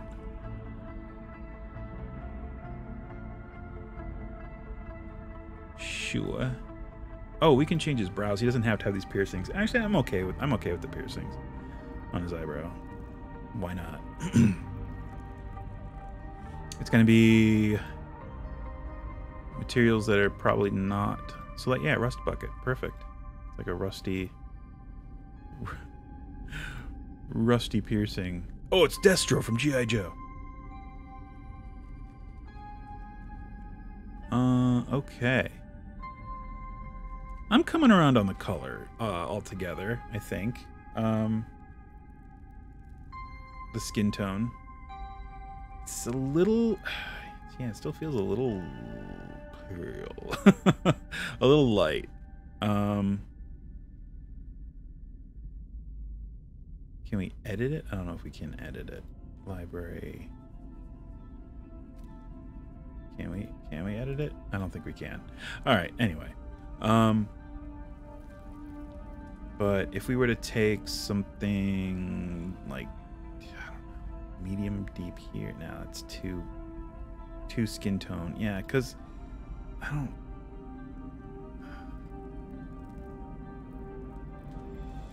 You can give him like a tummy, a color on his tummy. Oh my god. I don't know. I don't know about that. Not so sure about that.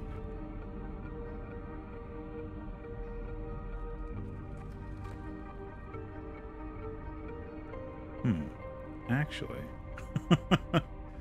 Is this just a little bit better? What?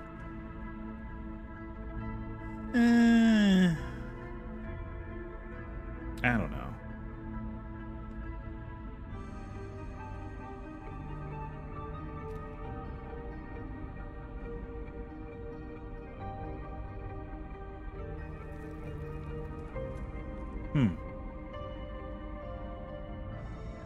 How about no? Or this?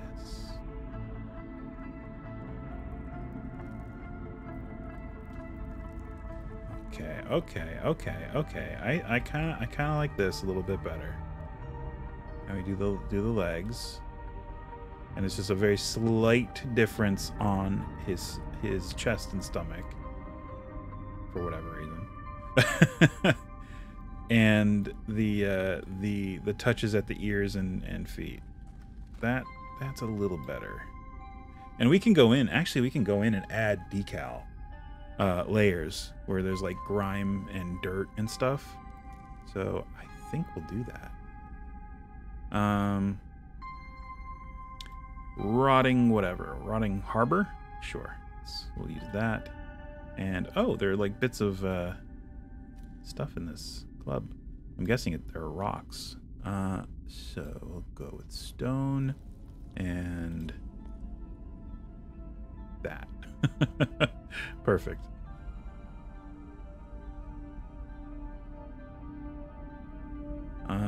Cool. This is all over the place. All right, fur for the thing. It's gonna be sure. It should be the same on there. And what happened to Snoot? There's Snoot. Boop Snoot. Teeth. We'll use crumbling brown for that. Eyes. Canine. Oh, it's not going to work for that, is it? Nope. It tries to put it on him. So instead, we're just going to do, I guess, gems. Sure. Back to hair. We'll use truffle. Oh, actually, no, that's fine.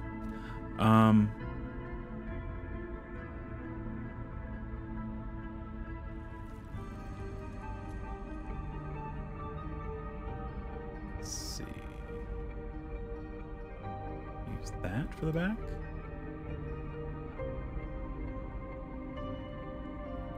Sure. And for there, and for the ears, we're gonna use Wolfpack Gray. Perfect. I assume it got both sides. All right, cool.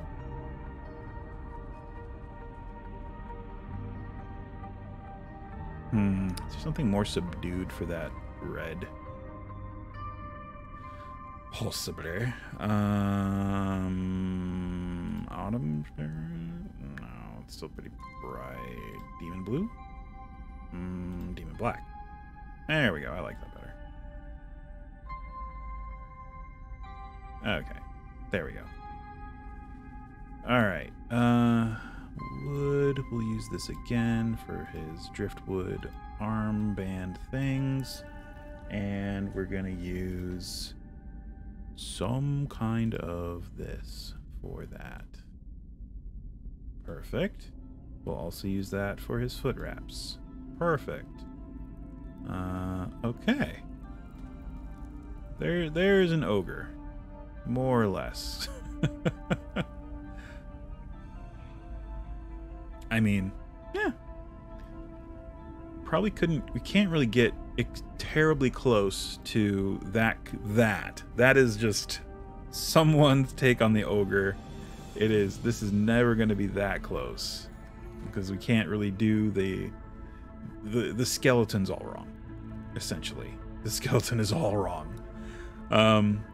So yeah, that's not bad. Let's see. One thing we wanted to add was the bag of coins in his hand. So gear, hands. I don't want weapons. Show all. There we go. Yeah. Okay. So bag of coins. Was it in here? No. That's all modern stuff. It looks like. Wow. Do I? Oh. There. It's like, do I have like a menu I can pick from? Oh, there it is. Okay, so just looking for a bag of money, essentially. Pouch. Perfect. Hey, there it is. Perfect. And pose, advanced, this hand, bent, twit, I guess that's fine. Just like that. Tilt out this way a little, and like that, and there. And maybe that. And there. Okay, cool. All right, and then we'll just color it probably. Oh, what's my mix? My mix.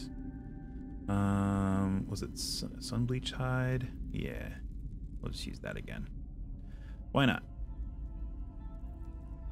Okay, there's the ogre, for better or worse. There he is. We did not end up. Oh, I guess we did end up using ogre flesh, and oh, it was on his lips. That's right. So I guess that worked. Oh, also decals. That's right. Let's take a look at this guy. I guess just kind of mottled skin is what we're looking for. So I guess we'll use our ogre flesh color there. So where is there mottled? I guess this is technically, or this. I mean, these are more spots. This is more mottled. That's spots. This is vitiligo pattern. All right. We got energy lines for Genasi, 4th edition Genasi. Oh, a Canadian flag tattoo right on his butt. Sure, let's do it. I think we want this. Ugh, maybe not. Maybe this? This? I guess this.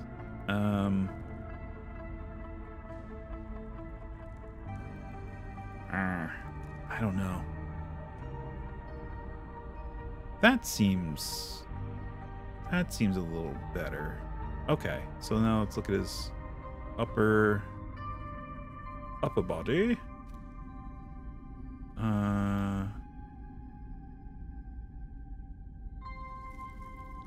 Okay, there. Okay. All right, and you can do layers of these, by the way. You're getting some really, really detailed stuff with this. Oh, we can do it on his face too. Perfect. Which I think we went the dapples, honestly. Or, yeah, that's the same thing. They have it here twice, oddly. Yeah, okay. And now we can go into our mix and we can actually put in the ogre flesh that we chose. Or we can make it slightly darker here and there. I would say for up top, we'll use the ogre flesh. For here, maybe we'll use that, and maybe there as well. And then use ogre flesh like here, and then woodland, high elf. That's the same thing we have currently. All right, we're just gonna use, we'll use that, and medium deep for the feet. No, we'll use the darker one. Yeah, for the feet. And then,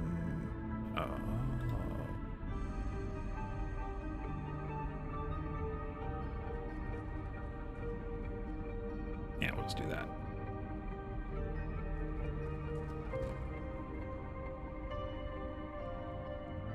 We did. Oh, that's his whole skin, right? No. All right. I think that's fine. We can also do, I guess something that also includes his, oh, yeah, that, which would be his upper arm, which you can see right here. So if we do layer B as this, hey, there we go. Maybe we don't, maybe we just do that instead. Hold on. I kind of like that better. Or even just this. It's a little more, oh yeah, actually that's perfect. Because then it matches what's going on in his head. Oh, damn. Oh, man. There we go. Okay, now that looks better. Okay. I like it now. Now I like it. Before I was like, meh. Now I like it. So legs, layer A.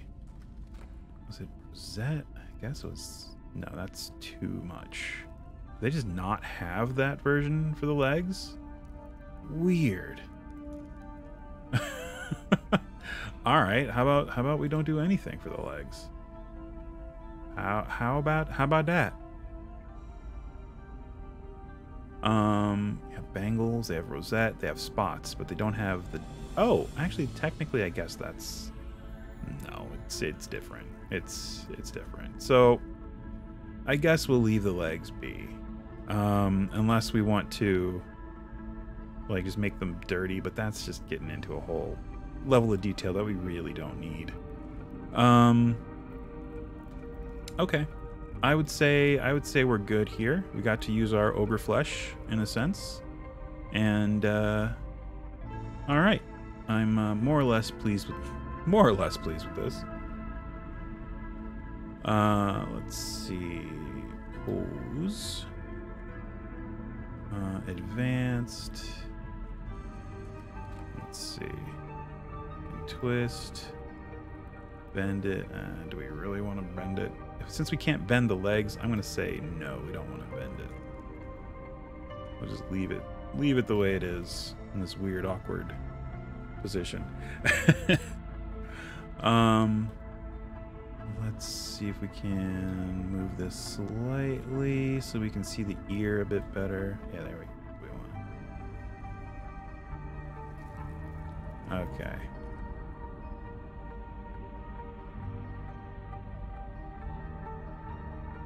And I don't think we colored that ear. We didn't. Let's go back into color. My mix, and I believe it's just... Ooh, it's this one. Yep. Oh, wrong thing. There we go. All right. Okay, cool. I'm just gonna save this. Save as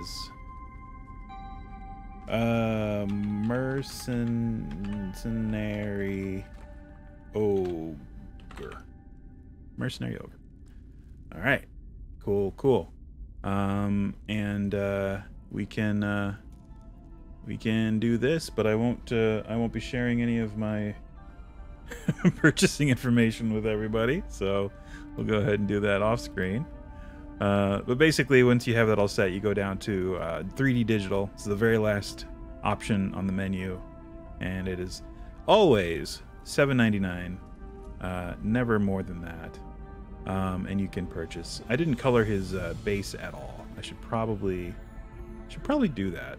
Not that it matters, because it's not gonna show up. It's not gonna show up once you get it into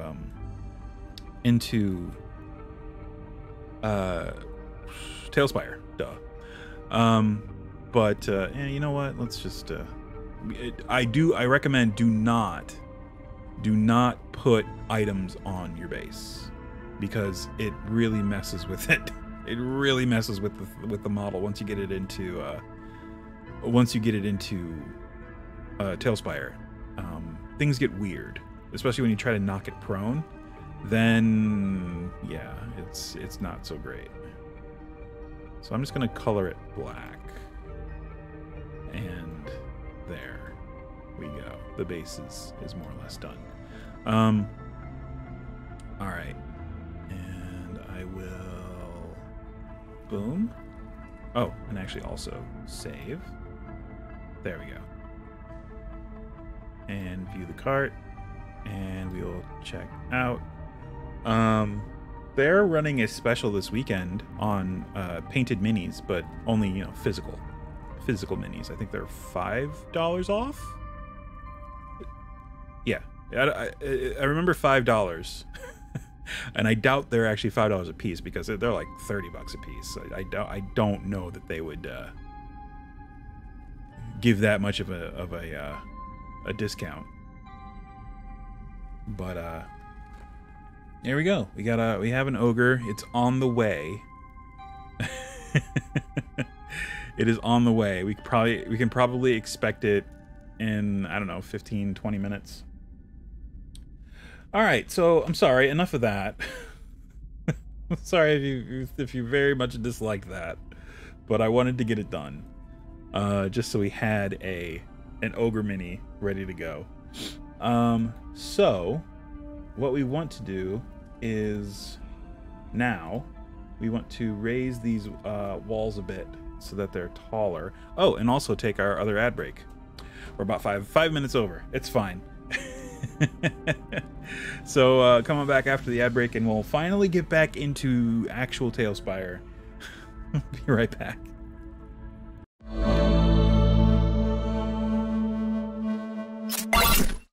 Boom. Hi, we're back. We are going to continue this journey of building a thing in TaleSpire. Let's do it. So we have to change the walls here. Well, not change them, but extend them upward in an upward motion. Roughly about there, I want to say. Maybe a little bit taller. About there. And let's move our grid. Whoa, that's not the grid. That's the grid. And just do what we did for the other caves earlier today. Only this should take much less time. So we have our ogre on order. I don't know when it will be available. I can check my email just to see if we get the download okay during stream. I doubt it though. It is Memorial Day weekend, so it's possible that we don't actually get it today. We might get it next week.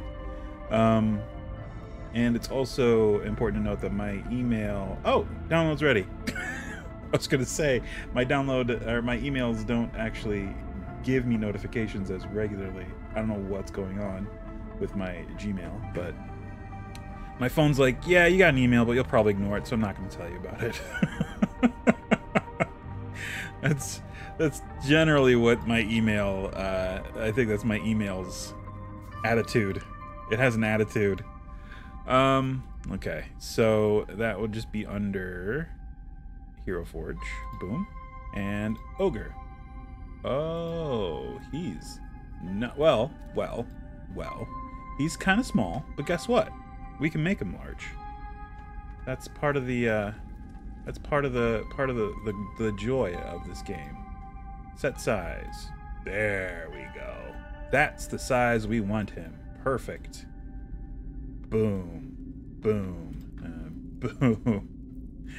All right. Cool beans. He actually looks in this lighting, the skin tone is perfect, I'll say. Wow, this is actually too narrow for the mini to go. Wow, that's actually really big. Let's get a regular size. Let's put Essenor. He's standing up straight. Let's just see how big this guy. Whoa, that guy's huge. That might be too big. Hold on. Set size 1 by 1. Okay. Yeah, 1 by 1, he's big. Man, I really should have taken that into account. But you know what? Ogres are large, and that qualifies as large. So you know what? He's that big, which is pretty big. Oh, you know what? Here is a surefire way to tell if he's too big. We take him, and then we take one of the giants that are in the set, and we just put it next to him. All right, he's a little bit bigger than the Etten. That might be too big. Well, actually, in 5th edition, giants are huge, right? So actually, maybe it isn't so big. Because in 5th edition, giants are this big. So if you consider that, then it's fine. Yeah, we're fine. I was worried there for a second. Oh, I made him too big. No, he's fine. He's the size an ogre should be, which is actually terrifying now that you see it in this scale. It's like, oh, it's just an ogre. Ogres are big. Ogres are very big.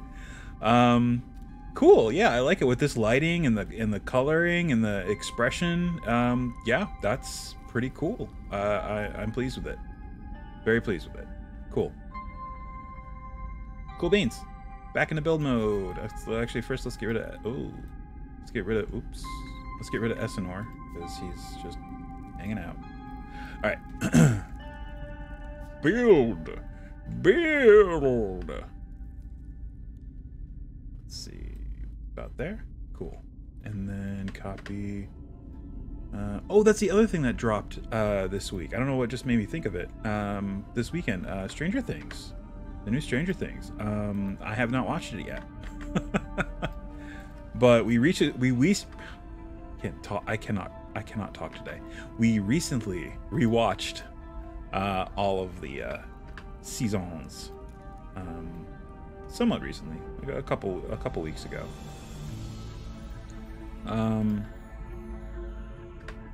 And I remember at the time of watching it originally, I did not care much for the 3rd season, but it was fine. I liked it more this time around. Mainly because of Billy. He seemed like a... I don't know. Just like an untenable kind of villain. Like... He was like too mean.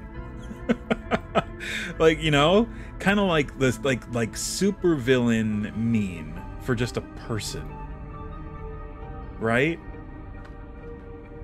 I don't know. That's how it seemed to. That's just how it seemed to me. Oh, we're almost done. Look at this. This will about do it. I probably want to put another one down here. And yet another one here, fill in that gap. There we go. And then we just do another quick little gap check. We're good. All right, the Ogre Cave is complete. And let's put a little cherry on top with a top of the doorway here. We'll do that, and a rock, boom, and one of the big boys, one of these big boy rocks. Boop, boop, boop, boop, boop. There. Cool. So the ogre will have to crouch to get in and out, but that does not count as squeezing, so it's fine.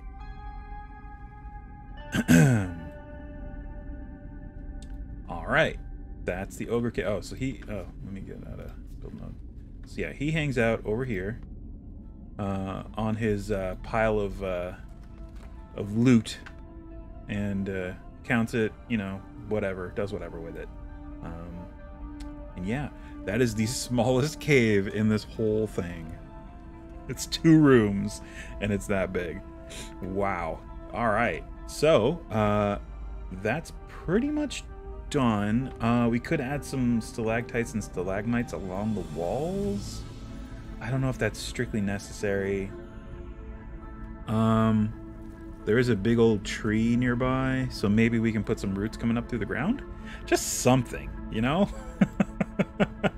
just something. Oh, there, roots. It has its own thing. So yeah, we'll just put like a couple roots sticking out of the ground. And I get, yeah, our options are just these three horizontal root tiles that we have. That's pretty good. And we'll put like a couple more, just like here, and maybe one over here, and one more of this guy, just like that. Because there is a big tree. Or a bunch of trees. Either that's a big tree or a bunch of trees. Oh, that's trees, plural. Okay, so it still counts. There's still a bunch of trees like right here outside the cave entrance. So it still counts. Either whether it's one tree or a bunch of trees, there's going to be roots. There's going to be a good number of roots. All right.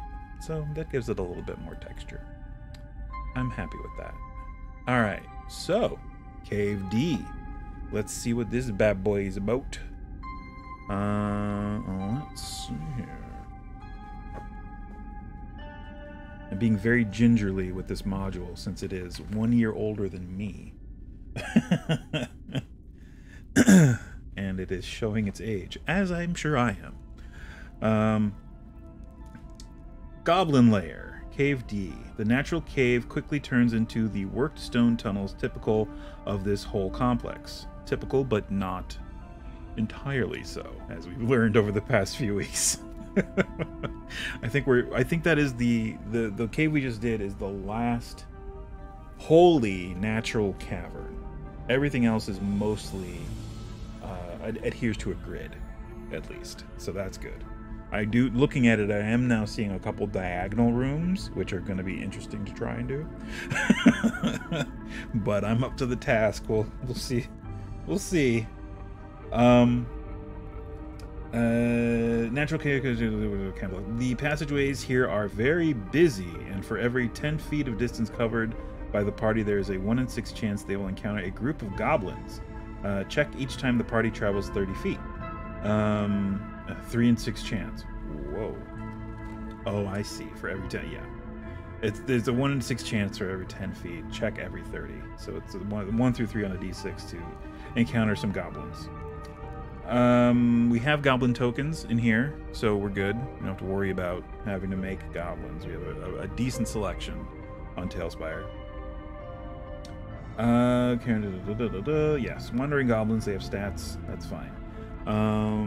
Where are we? Alright, so let's just start in. And one thing I suggest when doing maps like this, there are 2 different kinds of maps. There's maps that adhere to the grid and maps that don't. For the maps that don't adhere to a grid, that are more of just a shape within a space, like a non-geometric shape within a space, to be specific, do the walls first, then do the floor, because as long as you get that shape right, it's easier to do it with the walls first. With the geometric maps that kind of adhere to the grid, I would say do the floor first, because that's super easy. Because then you can just put down, okay, it's 10 feet, it's 10, 30 feet, 10, 20, 30. There, that's that hallway. And then it splits off here, 10, 20, 30, 40, whatever. It's super simple to do it that way.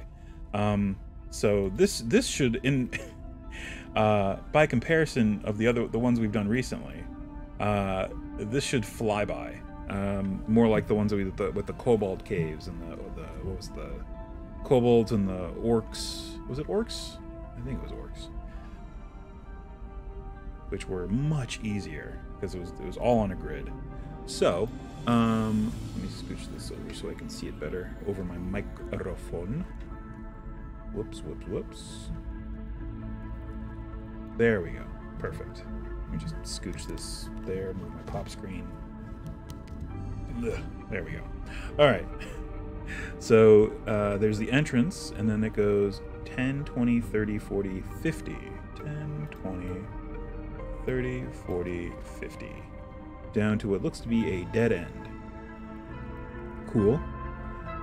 And then after 10 feet, It then splits off in this direction. 10, 20, 30. Whoa. Is this slightly off? Oh my gosh, it might be slightly off. Maybe. We might have to... Oh, actually, you know what? We could just move this, because I didn't account for the... Wow. Maybe it is just slightly off. Because then we have 1, 2, and then 1, 2... And that's 1, 2, 3, 4. And yeah, it's slightly off. Wow. I'm just gonna have to probably either shrink this slightly, or I don't think there's any or. I'm just gonna have to shrink this, or you know, like come out like this way a little bit with this room. That might be what we end up doing. And then just accommodate. Oops.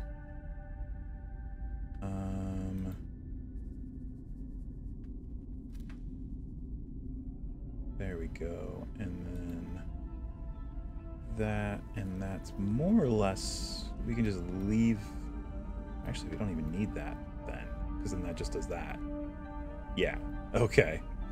Yeah, we might have just gotten a little overly crafty with the slanty tiles. Alright, so yeah, if we do that and we come in slightly here, I think we can salvage it.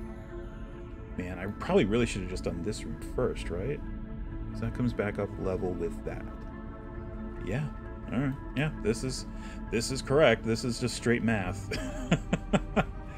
So,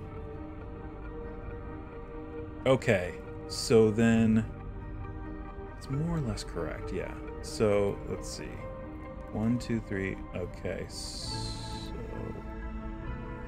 it's gonna be, so these intersect with this room.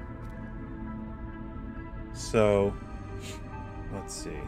How are we gonna do this? I guess we make the secret door here. Just to kind of, I don't know.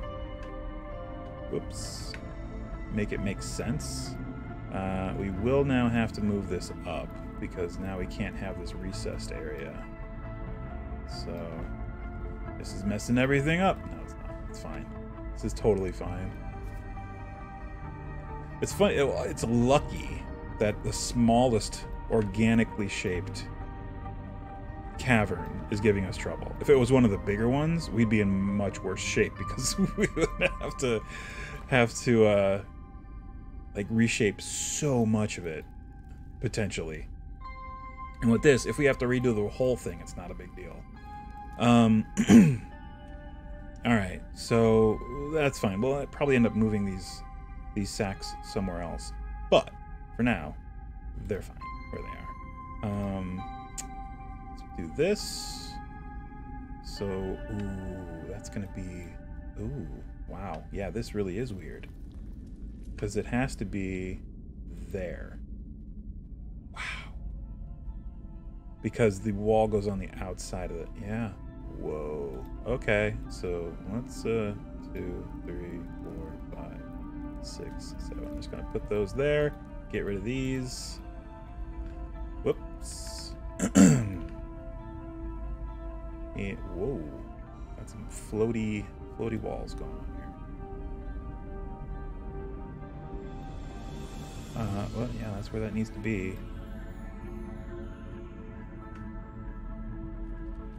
Okay. Okay, so yeah, that's the... Yeah, so the wall's gonna come down here. It's only 10 feet. Yeah, it's got a little bit extra to it. Man. That's weird.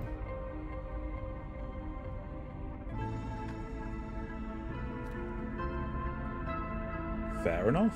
Scooch that up. There we go. And the ogre has quite a small room, but we can make it a little bit bigger. We can't really go this way at all because there's also going to be a hallway there from the goblin lair. So we have to kind of bubble out this way, kind of, if we can. Which really doesn't give us a whole lot since it's such a narrow space. Unless we use the walls that are already there. Which, yeah, we can do. It's just, it looks like it's gonna give us more space than it actually does, because what ends up happening is you have basically just 5 feet now after the walls are put down. So after all that, you just have this little nook that's barely, like, he can't even fit in, but he can throw, yeah, I guess he can throw his loot in there, which is fine. Yeah, I mean, that works. Yeah, again, with these organic ones, we can take a little bit of liberty since we're working with what we got. Oops. There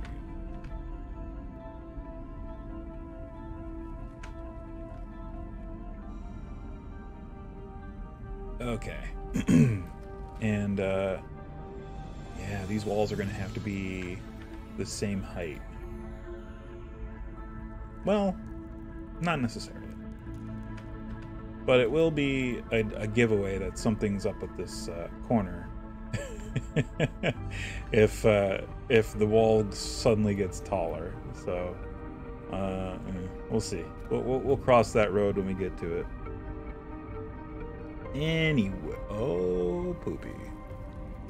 So that, wow, that is actually just supposed to be straight across there, huh? Wow. How did we screw that up? That's so weird. Like, we got the shape pretty close to how it is in the book, and it's just, ugh. When you break it down mathematically, like it is here, everything's just weird. Huh. Alright, I'm gonna move the ogre for now. I'm just gonna put him over here, because he's got some renovations that need to happen. Apparently. Alright, back into build mode. So, right now, the ogre rooms are a little up in the air, so to speak. Yeah. So this is essentially, whoops, because that's 10, 20, 30, 40. That's a 40-foot room. Then you have this.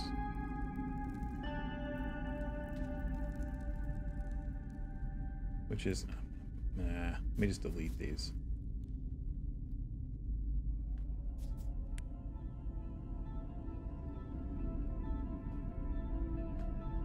There we go.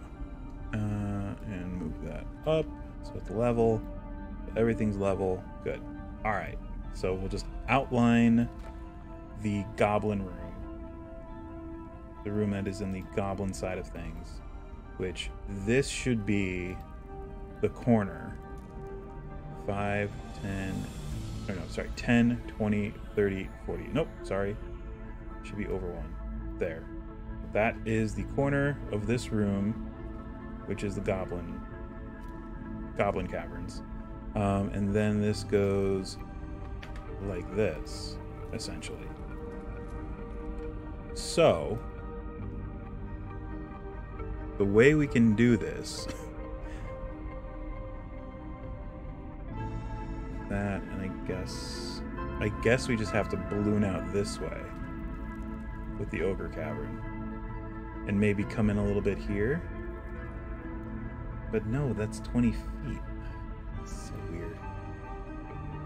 Yeah, I mean, I guess we're just gonna have to have the cavern come out this way a little bit. But not too much, because again, the outer wall is gonna go diagonally like this. From this cave entrance to this cave entrance. Alright. Well, we will, ooh, these are floaty. Floaty, floaty. Let's move our grid to the right spot. There we go.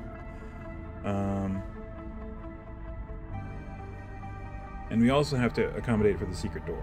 So these tiles aren't actually going to be very optimal in that respect. So it's better to use these. But in what configuration? Because we want the corner to essentially be... Alright, so we're going to have to build this...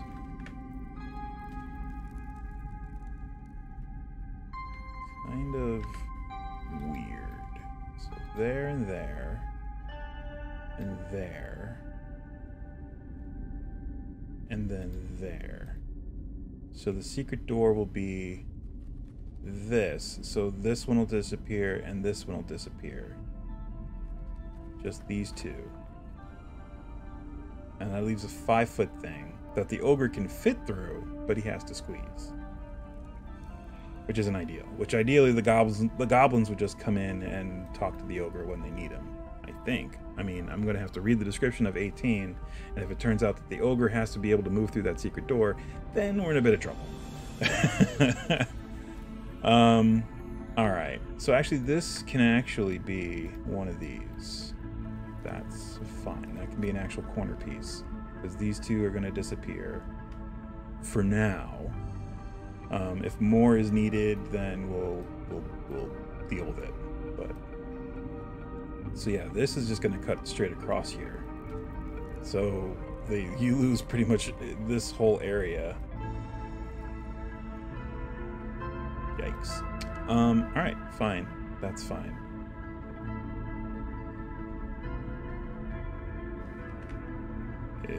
Does that close the gap?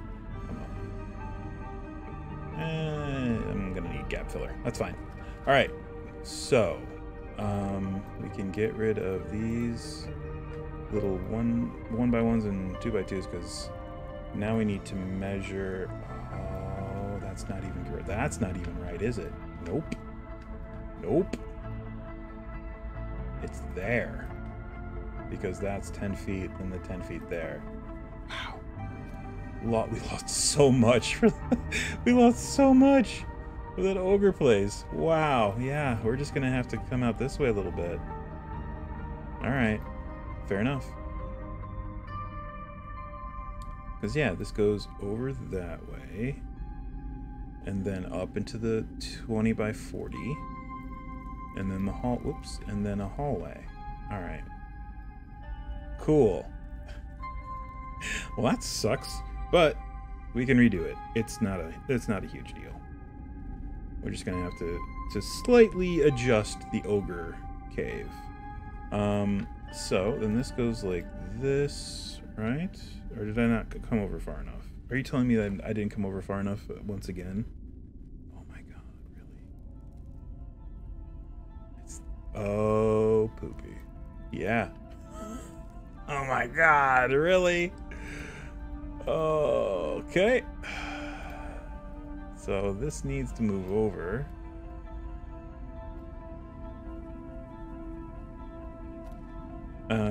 Yep. And because this actually goes to here, and then these come over, and then it goes out like that. Okay. Fine. Good news is now we can just use this as the secret door, essentially. Let me just get a gap filler for that right there. Okay. Okay. Cool.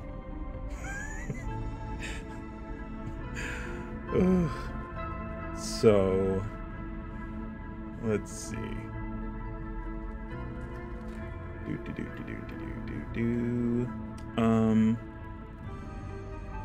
There's 10 feet. Yeah, 10 feet, and then it comes down 20. Cool. And then this hallway off of here goes for 10, 20, and then it goes down 20. So 10, 20, and then 10, 20. And then from there it goes another 10, 20, 30, 40, 50, 60. Double check? Yes. 10, 20, 30, 40, 50, 60. At 30 feet, which was a 10, at 20, 30, it comes up. Okay, well, at least we have that correct. 10, 20, 30, 40. And this room is 30 by 40. So you have this little 10-foot hallway, and that's 10, 20, 30, 40. So we have this room. And then there are two hallways that kind of split off here. This one, we'll do this one because this one's shorter. It goes over 10 feet and then down 20 feet. And then it continues 20 feet over here until it hits a room that is 20 by 30. There you go. And that's the end of that branch. And these goblin caves are actually pretty extensive. This one goes up 20 and then comes over 10, 20, 30, 40, 50. 10, 20, 30, 40, 50. Right? Yes. And then it splits. It goes another 20 this way. But then it also comes up 20. And then to the left, another 30. 10, 20, 30. And then it hits a room that is 30 by 60. So 30 by it's 3, 1, 2, 3. 30 by 60.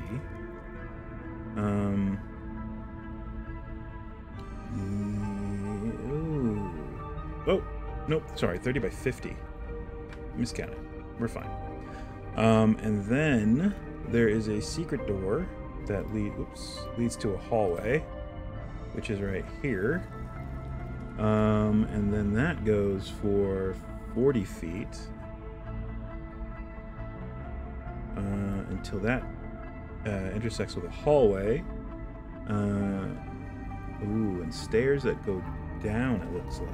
Oh no, stairs up. Hold on. This is kind of open to interpretation. No, those are stairs that go up. Okay. Up from there? I would assume so. Yes.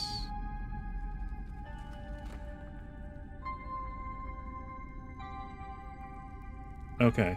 Because this leads into area F. That's so weird. So the Goblin caves are actually two entrances. There's D and F are both entrances into the Goblin caves, and they're on different levels. Whoa, this is going to be tricky.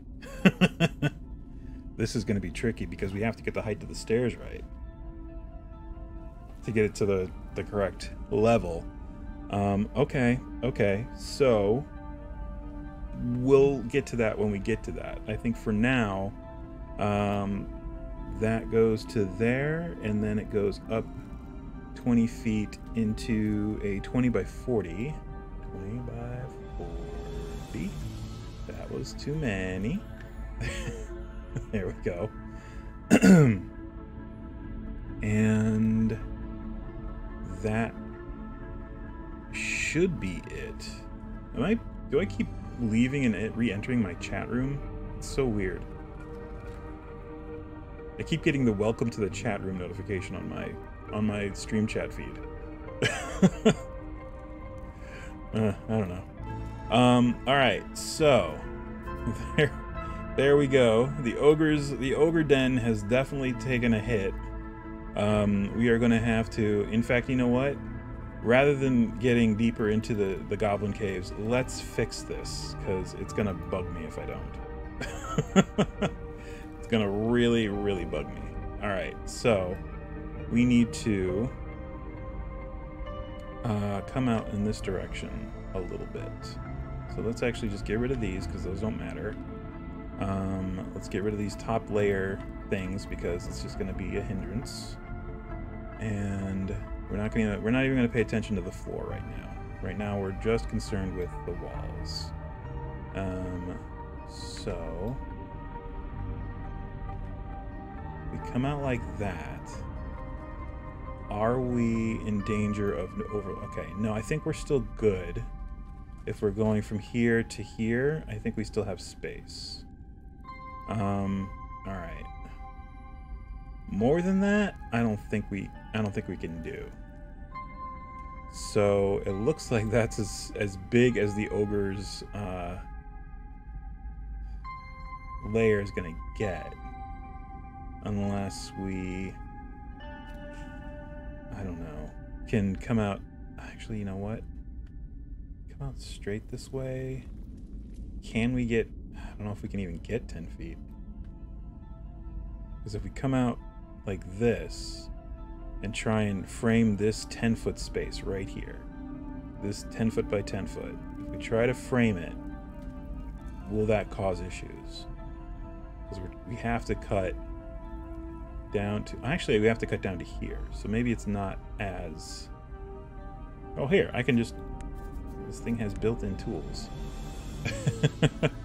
From there to there, right?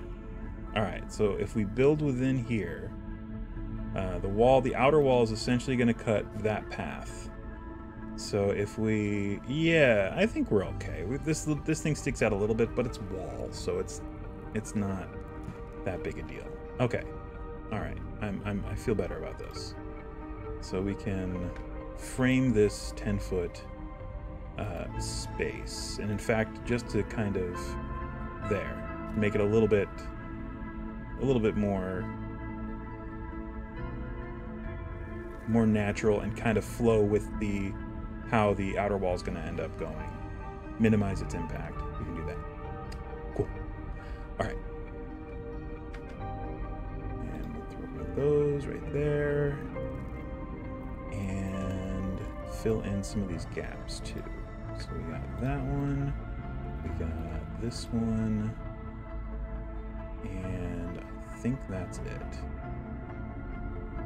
Alright, so modified Ogre Cave looks almost unrecognizable from the what's in the book. But you know what? That's just how it has to be sometimes. I don't even know. Did I come down too far with my measurement? I don't know. Maybe I did. But no, it still wouldn't... Maybe I didn't come over too far with here? I don't know. It's fine. So far we haven't made any big placements with these, so if we end up having to move either, especially the goblin stuff's simple. It's just floor. We just shift some things around, fix it.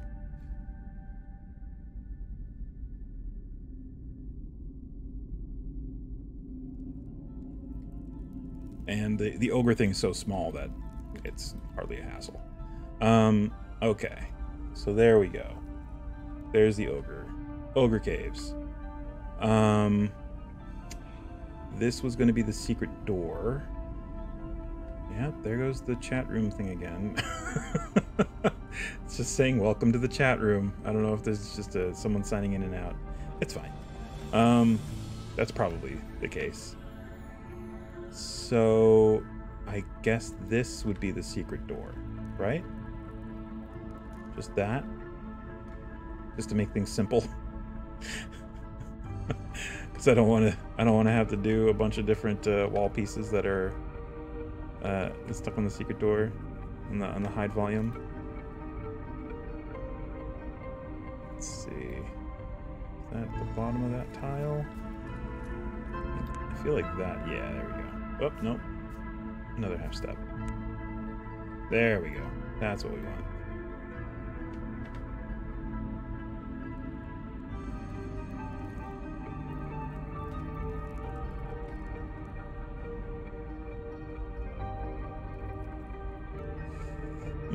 Yeah, there's a bit of a gap there.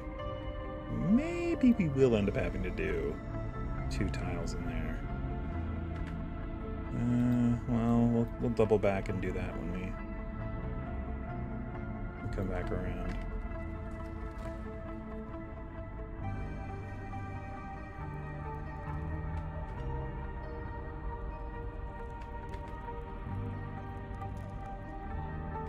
Whoops. There it is. Okay.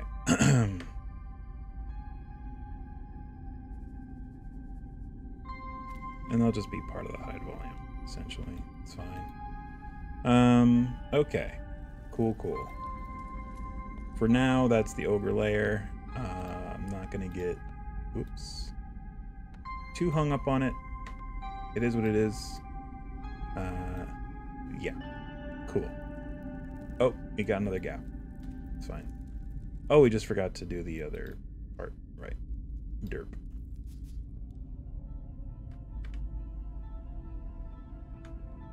There we go. Okay. Alright. Goblin Caves. Back to the caves. That was just one offshoot.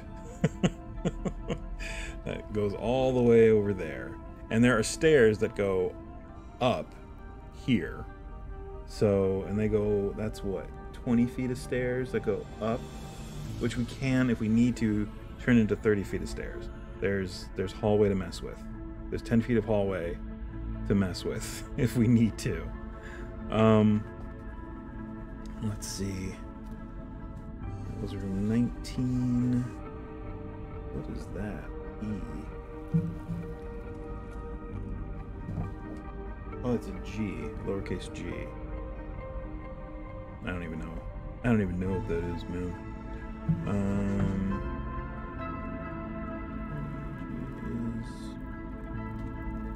I don't know. 21 and 20. Oh, note that at position G there are 4 goblin guards on duty. Oh, alright. That's just noting where there are some goblin guards. Fair enough.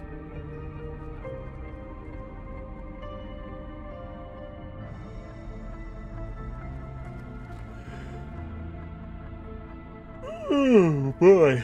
Man, oh man. Ugh. Past 2 nights were Star Wars because we watched the Obi-Wan Kenobi last night, and the night before we watched all the prequels in preparation for Obi-Wan Kenobi, which I talked about earlier. Alright, so it goes down that far and then it offshoots 30 feet. This is a diagonal hallway, by the way, which makes things really tough. So it's gonna come down to about here. I would say here. Where is that? This is so weird. No, that's too far. So here. That's the nearest full square, kind of.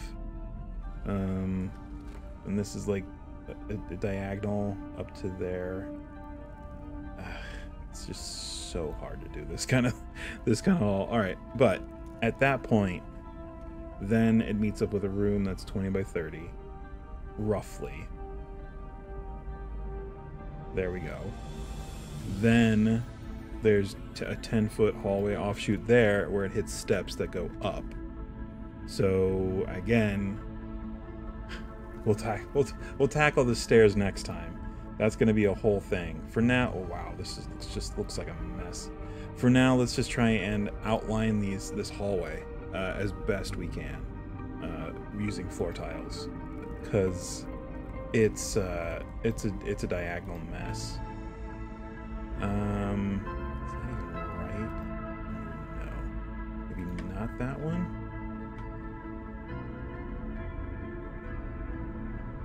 And there, and there, and there. Does that feel... It feels about right. And it meets up with this room. Whoops. Oh, 10. Oh, that's that. Okay, so it's actually just that, and we don't want that. I see. I see. That, oops, that was too big for the space. So we want that and I believe that. And that should be roughly, I think, what we were looking for. Because then that, yeah, that's going to be there. And we also have to accommodate for the wall that's going to be, all right. Oh, man, it's so weird. Diagonals are so weird on this grid. All right, I guess for now, this is fine.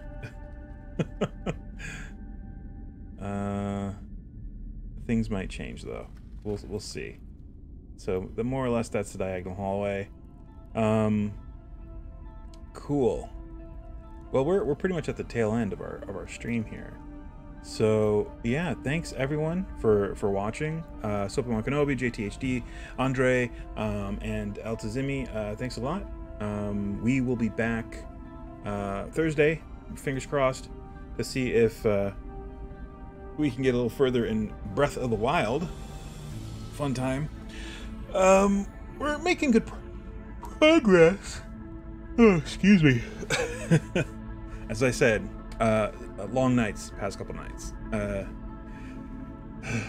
and not for a good reason, really. I'll say the recap that they did at the start of the Obi-Wan Kenobi series was better than going through and watching all 3 of the prequels.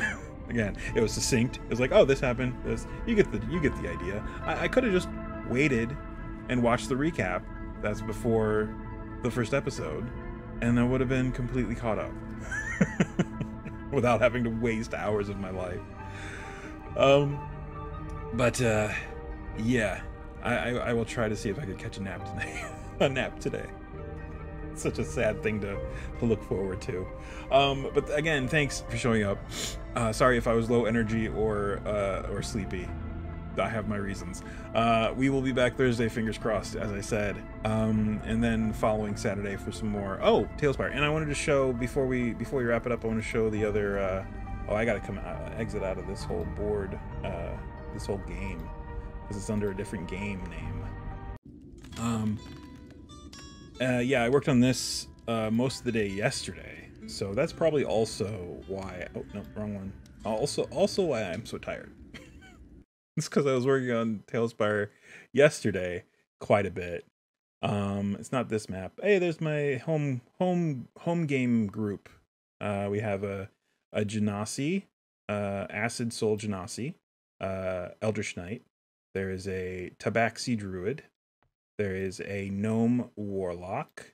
There is a Half Elf Arcane Trickster, I want to say. Because they have they have Mage Hand Ledger Domain. They can use their Mage Hand to pick locks. And there's also a Goliath War Cleric, who is currently dead, who died last night, technically. They are figuring that out. Because the events surrounding his character's death were a little weird. So they're just figuring out exactly what happened. All right, so this is the map I was working on all day yesterday, and it is an Eladrin courtroom, literally just a courtroom for the Archfey to basically oversee matters of importance, you know, regarding regarding them. And I have a bunch of placeholder placeholder minis for a lot of the Archfey here. I'm not going to go through them all because we're running low on time. But we have Oberon, Prince Oberon, you know, the Archfey of the Spring, and then Titania's over here with the Summer Court. We have the Spring Court. We have the Autumn Court over here. Pumpkin King, fun times. Winter Court over here. Queen Mab right here. And then we have the Great Gark, who is the Goblin King, the literal Goblin King, the only Archfey Goblin. He's actually a Hobgoblin, not a Bugbear, like I have there. And then there's the Cinder Queen, who is an Oread, which is there's the Dryad, Naiad, and the Fire one is Oread. So she's a Archfey Oread. And they're from the Iron Court, which is another weird side court from the Fey court. Anyway, and they're basically under trial for freeing Jareth from the labyrinth. And it's a weird Fey court, so they're basically all sitting here while I would say either witnesses or judges, as they put it, judges come forth that are summoned through this portal to sit and give testimony over, you know, how the PC's actions have impacted them, and then the Archfey decide based on the information how to proceed with the ruling. But yes, this is just one building. We have all the weird ice windows that took a very long time to do in this structure, and there are a few points that I still have to fix, and these massive double doors here that lead into the court. But there's a hallway here in this section. It shoots off into a big hallway that goes into the rest of Carador, which is a Eladrin city in Sorrowfall that is in the Moonshade Isles. Whole big thing. So yeah, that was what I was working on yesterday, and I'm happy to, once it's completely done, to throw this up without the little minis in there, because I'm sure you're gonna put whatever you want in there. Put this up on Tales Tavern just because it's a neat little slab that you can just put into whatever you need, especially if it's using the same tile set. So yeah, aside from that, sorry, sidetrack. Thanks again for watching. If you're looking for a game of D&D to play monthly, as I spoke with Soapy earlier, I have a monthly game. You can message me on Twitter or Instagram if you want some information, and I will try to get you the details as best of my ability. And it's usually pretty simple. But just to sum it up, it's over the web. It is using Roll20, D&D Beyond, and Discord to basically facilitate the game. A ticket is $8. It gets you a seat at the table and a greater healing potion for your character to use in-game for that session. And they are dungeon crawls, so it's minimal story, mostly just kick in the door, fight the monsters, get through the tough encounter, try to survive, get some cool loot, that kind of thing. Test out any character builds you have knocking around in your D&D Beyond account. I think that everyone's currently 8th level last time I checked. But if we end up rebooting it, we might just go from level 1, which is a little bit more work on my part, because then I got to find a new dungeon, a new starter dungeon. We might just start from where we left off, which is perfectly fine because I still have the dungeons built in Roll20 and ready to roll. So that's probably what we're gonna do. So yeah, again, hit me up on Twitter or Instagram. I am Dice and Brews on both of those platforms. So hit me up if you're interested. If you're looking for a non-D&D game to play with your friends and family over video chat, check out tourguidegames.com. They offer on-demand, professionally led TTRPGs for you and your friends and family. All you need is a smartphone. You don't even need pen and paper or dice. Your tour guide is more than happy to take care of any note-taking or dice rolling for you. And even then, there's not a whole lot of that required. The games are very rules light, easy to learn, and a blast to play over the course of a few hours.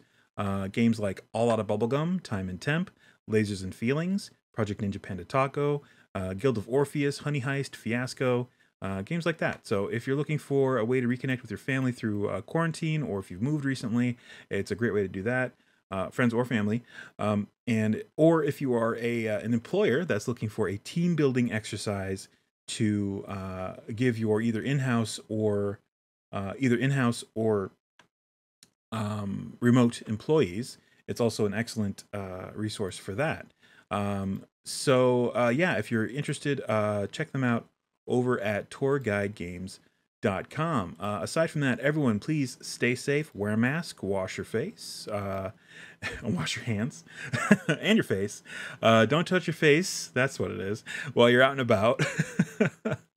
Social distance whenever possible. The mask goes over your nose and mouth at the same time for full efficacy. Check and see in your area if you're eligible for vaccines and boosters, and get them because they are free. Then they can save lives, and it is the proper and considerate thing to do. Until we see you next time, please just be excellent to each other, and we'll see ya. Goodbye. Hey, what's up? If you enjoyed this video, be sure to hit the like button and also hit the bell if you want to know when I post some new stuff. You can see some of my other stuff right over there on the screen.